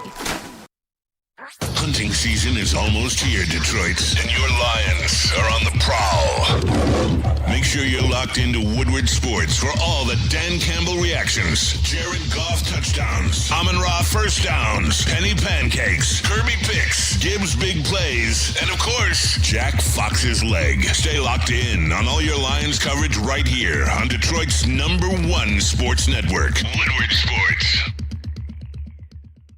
Party off right. What up, though? Welcome back to Whatever Waits Live with Sports.com. Ejo must be more Rax, Young Chris, Gordon Jones. What's poppin'? Mailbag, KJO Bay off the fucking dome with a heater. Tough question. I have my answer. What's better, Dune 2 or The Odyssey? I'm going with The Odyssey simply because they packaged everything Dune 2 accomplished in 2 movies. Like the payoff at the end of The Odyssey, Dune needed 2 movies to build up. Dune 2 is phenomenal, by the way. I'm not. How long is Odyssey, by the way? And the Odyssey, some of the shots are nuts. How long is it? 3 hours. But Dune Standard needed a Christopher 3-hour fucking Yeah. build up, and then they dropped Dune 2. You know what I'm saying? Spencer, you're the Dune guy. Yeah, it's pretty close. Really? Yeah, Odyssey did it one shot. I would probably still go Dune 2. Really? Yeah, but it's very close. Like Dune 2 is like greatest movie of all time. Yeah. Damn. Are you I have not consumed anything Dune. Oh man. Oh, you fucked up, man. Are you My gonna favorite get movie that? of all time? Theater Probably Ex experience. Machina. Honestly, because I've been like trying to hold off, and I've been thinking about reading the book, but I just like don't have time. There's a to bunch read of books. Yeah, I don't have. I feel like I don't have time to read the books. Yeah, no, you should watch both of them. You before have the to third take one an comes edible, out. turn off every light in the house, make sure you got the big screen, lock in for one, because it's like you got to. Yeah. I'm definitely doing that for Akira with the HD Akira that's coming out. that'll be I might do a little bit Wait, more what's just an coming out? edible, but yeah. HD Akira? Yeah, they're like remastering the Akira. What is Akira? It's the OG of anime. Like it's one of the yeah. Fucking nerds. Speaking of remasters, Bethesda came out today and said that the Fallout 3 and Fallout New Vegas remasters are on the way. So for all of my Fallout fans, I know Spenny's got the shirt on today. Hell yeah. There are some games on the horizon. It looks like Bethesda's finally striking while the iron's hot, and the people are excited about Fallout. Mm-hmm. I need to get that backyard baseball remaster. That shit is. That dude, I want to play that. That ass. I want to play that. That looks fun. You grew up on that girl? You're a little bit. Okay. You fucking up Ray Guitaro's name. Can we stop mentioning it? Never happened. I don't know what you're talking about. What? He says Woodward cinema is crazy niche, no shade. Hey, that's why we got a movie freak in our guy Jared. I don't know if it's Shout very out to niche. Jared. I think a lot of people like movies. I think more people like film than sports. I would agree with that. Mailbag, where's Woodward Gaming? So you're. Listen, that needs to wake happen. up the beast, Yeah, Spinny. You get it. That needs to happen. Yeah, We might lose eventually. Yeah, we're getting there. Maybe. We're getting there. Akira's a masterpiece. Still looks better than a lot of modern day anime. Agreed. Lord of the Rings good too. I couldn't get into Lord of the We Rings. should build a server. Really? though. I respect it. It just didn't hit. When I was a for me. kid, I had every single character in Lego. I had it on a shelf, dude. I was so into Lord of the Rings. I loved that shit, bro. Yeah, you That was a look little. Oh, Lord of the Rings is goated, dude. Yeah, I was a little Lord of the Rings like geek. Like I was reading The Hobbit and all that in like elementary school. For Dude, sure. I loved that shit. We should, though, speaking of gaming, we should definitely make a Woodward Sports server for GTA 6. Oh, We should server? 100%. That would be dope. I barely played GTA growing up. I maybe had like a month period where I like really got into it, and other than that, I only played. never. I only played part of 4, didn't finish it. I played the all of 5, but I didn't play online. But I know that online is where they've been living the last like 10 years. Yeah. of the I've game. never played any GTA game online. Not here. Yeah. I'm missing out. Yeah, I hear so. I grew up watching the Vanos. Shout out everybody that watched Vanos growing up. That was a staple of the childhood YouTube. Organic Lindo watching the first Doctor Strange off a gelato pack is an experience. Dude, Doctor Strange 1, all the visuals in that, fantastic movie. Did you see the shots that they just released from the what's the new telescope called? The what? The new telescope they have out there. Oh, I have no idea. Hubbard But or some shit. the Hold on. new shots of space. Let me get the James Webb. Let me fucking James get you these Webb. pictures, Chris, if I can in time. Ooh, These what are time? fucking crazy. You Space got is time, fake. 56. They don't even look real. That's how Yeah, nuts no, they you are. got time. Yeah, because space is fake. Space is fake. Yeah, I mean, Shell. you know. Space is fake. Heard it here Aliens aren't first. real. A bunch of pussies. Yep. If they were real, they would have squared up They already. would have done something by They now. like by the time we had like nukes, they would have been like, all right, what are these? They aliens? saw what Will Smith would do to him if they tried to show up, and they know to stay away. Yeah, but we got Will I'm, Smith. I'm pussies. playing Pokemon right now, and it's kind of like Shout out. your guys at like 60. You're in the tall grass. You run to the Rattata. Like, am I gonna waste a PP on a Rattata, or I'm gonna keep going about my day? No, you're gonna kill that. You Rattata. think we're Sometimes peasants easy? I'd rather keep my PP for the Hey, you final might be a Elite Four. Rattata. I'm a fucking. Yeah. I'm a Grovile at least. What? A grope what? Grovile. Low-key breaking. You want to come over here? Was it? Tom Brady slapped Logan Paul. We'll send it. Do we have All a video? right. That was actually a. Jamie, can we get eyes on that? Yeah. JV, can we get Young on Jamie. I'm working on these James Webb photos. Who's James Webb? The Are guy you 5'8"? the It's a guy that telescope. faked space. It's a telescope. That's what James Webb is. It's I don't know You the guys- dude they these named things it are after. fucking crazy. He made a telescope. Yeah, it's the yeah, craziest or telescope they named ever it made, after him. Honestly. Oh, we can't play that, unfortunately. It's TMZ. It's WWE. Oh, WWE. Oh. Oh, so it is Ah, fake, just like okay. space. Fake news. Yeah. Fake news. It's real to me. All right, I'm just sending these 3, but there's a lot more. Wrong. Well, No. Wrong. We gotta get these James Webb photos in there. Fucking Space crazy. is fake. Space is awesome. Awesomely fake. Oh, by the way, Trick is Yeah. doing a podcast with Robert. shout out Kool-Aid. He sent the graphic. He just- Dude, that's a fever dream, bro. I'm gonna do shrooms and watch that. So when I said I did, I Dude, that might be scary. cocaine. Yeah, He's got a RFK on crazy shrooms would be voice. terrifying. Yeah. Did you see the one I sent you? It's like him as a raccoon. I've been in Detroit so many times, but I had to make sure to check in with Uncle Trick before I came into the no-fly zone. Dude, Dude, I love doing the RFK Jr. voice. that shit's scary. Yeah. He's gotta be a robot. You think he's the first robot? Benny's been talking about extraterrestrials Lizard for half person. a decade at least. Facts. Yeah, he's been on the case. Aliens a bunch of pussies. Do you guys believe the They haven't photos done and shit shit yet. the government released? I don't believe anything the government releases. Yeah, they're full of it. I'm with you. Isn't that crazy? No one's buying it. Everyone's like, I mean, we know that they're Yeah. real. do we know they're real? Yes. Yeah. I feel like everybody kind of agrees I don't that think they're you think they're they're out real, there. Spinny. Otherwise, you wouldn't be talking shit to No, them. I know they're real, and I know they're pussies. Yeah. They're bitch made. Yeah. Soft. Yeah. Soft ass pussy. My theory, I think we're the fucking aliens. Get it. Well, yeah, we would be aliens to other aliens. I I'm saying I think we're like the advanced. Yeah. I think that like the most civilization. advanced aliens out there are like space cows or like space lobsters. Like there's nothing like crazy out there. You know what I mean? Yeah, you know. You know what I I mean, think though? there's other intelligent life out there. I don't know. I do. I don't know. They've cured the Sitting on the couch, male because pattern passing you baldness. by. Well, because there has to be like such specific conditions for life to live. So there has there's only like a few planets out there probably that have like. I mean, you know, it's an endless suitable- See you later, I Damon. guess. You know, Who's Damon? All right, so every shout out star to is a Damon. sun, so there's got to be a couple planets circling those at least. These are allegedly real. These literally look. That's how fucking crazy they are. Bro, that's amazing. That looks fake. How fucking nuts is that? That looks like a phone background. Doesn't it? That looks like a shirt you buy off Instagram. I sent you a couple more. I sent you I four more, mean, Chris. Yeah, it said. Yeah, they're up there. Super chat These from are Sideless. He James says, Webb's "Nah, telescope." humans are a crash out species. Look at how we square up with each other. Now imagine what we do with something that isn't us. Aliens don't want this. Facts. Yeah, deadass. They're just pussy, dude. I'm telling you. As soon as like humans have a team to jump on, like you know, that's what Oh we yeah, love if we to could do. all connect, if So we could all unite yeah. around one the other tribalism thing, is real. Yeah, The human so race. that's the one thing. Like there would have to be some like massive alien threat. Like literally, what was it? Independence Day? yeah, It doesn't, I'm it doesn't saying matter Will Smith, how man. dumb Yeah. the thing is. People like if there's a group of people. Yeah. well, I don't we're in like on it. Yeah. Yeah. Well, yeah. that'll do it for us today. Appreciate you tapping in. Make sure you smash that like That's how button we for ended up Easy, for with, Gordon, for Kool-Aid, for Chris. I am Spencer. Check out Woodward Baseball. We're the heavyweights. Check out Woodward Baseball. Check out Woodward, Woodward Cinema, baby. Review Woodward coming. Cinema. Peace. Peace.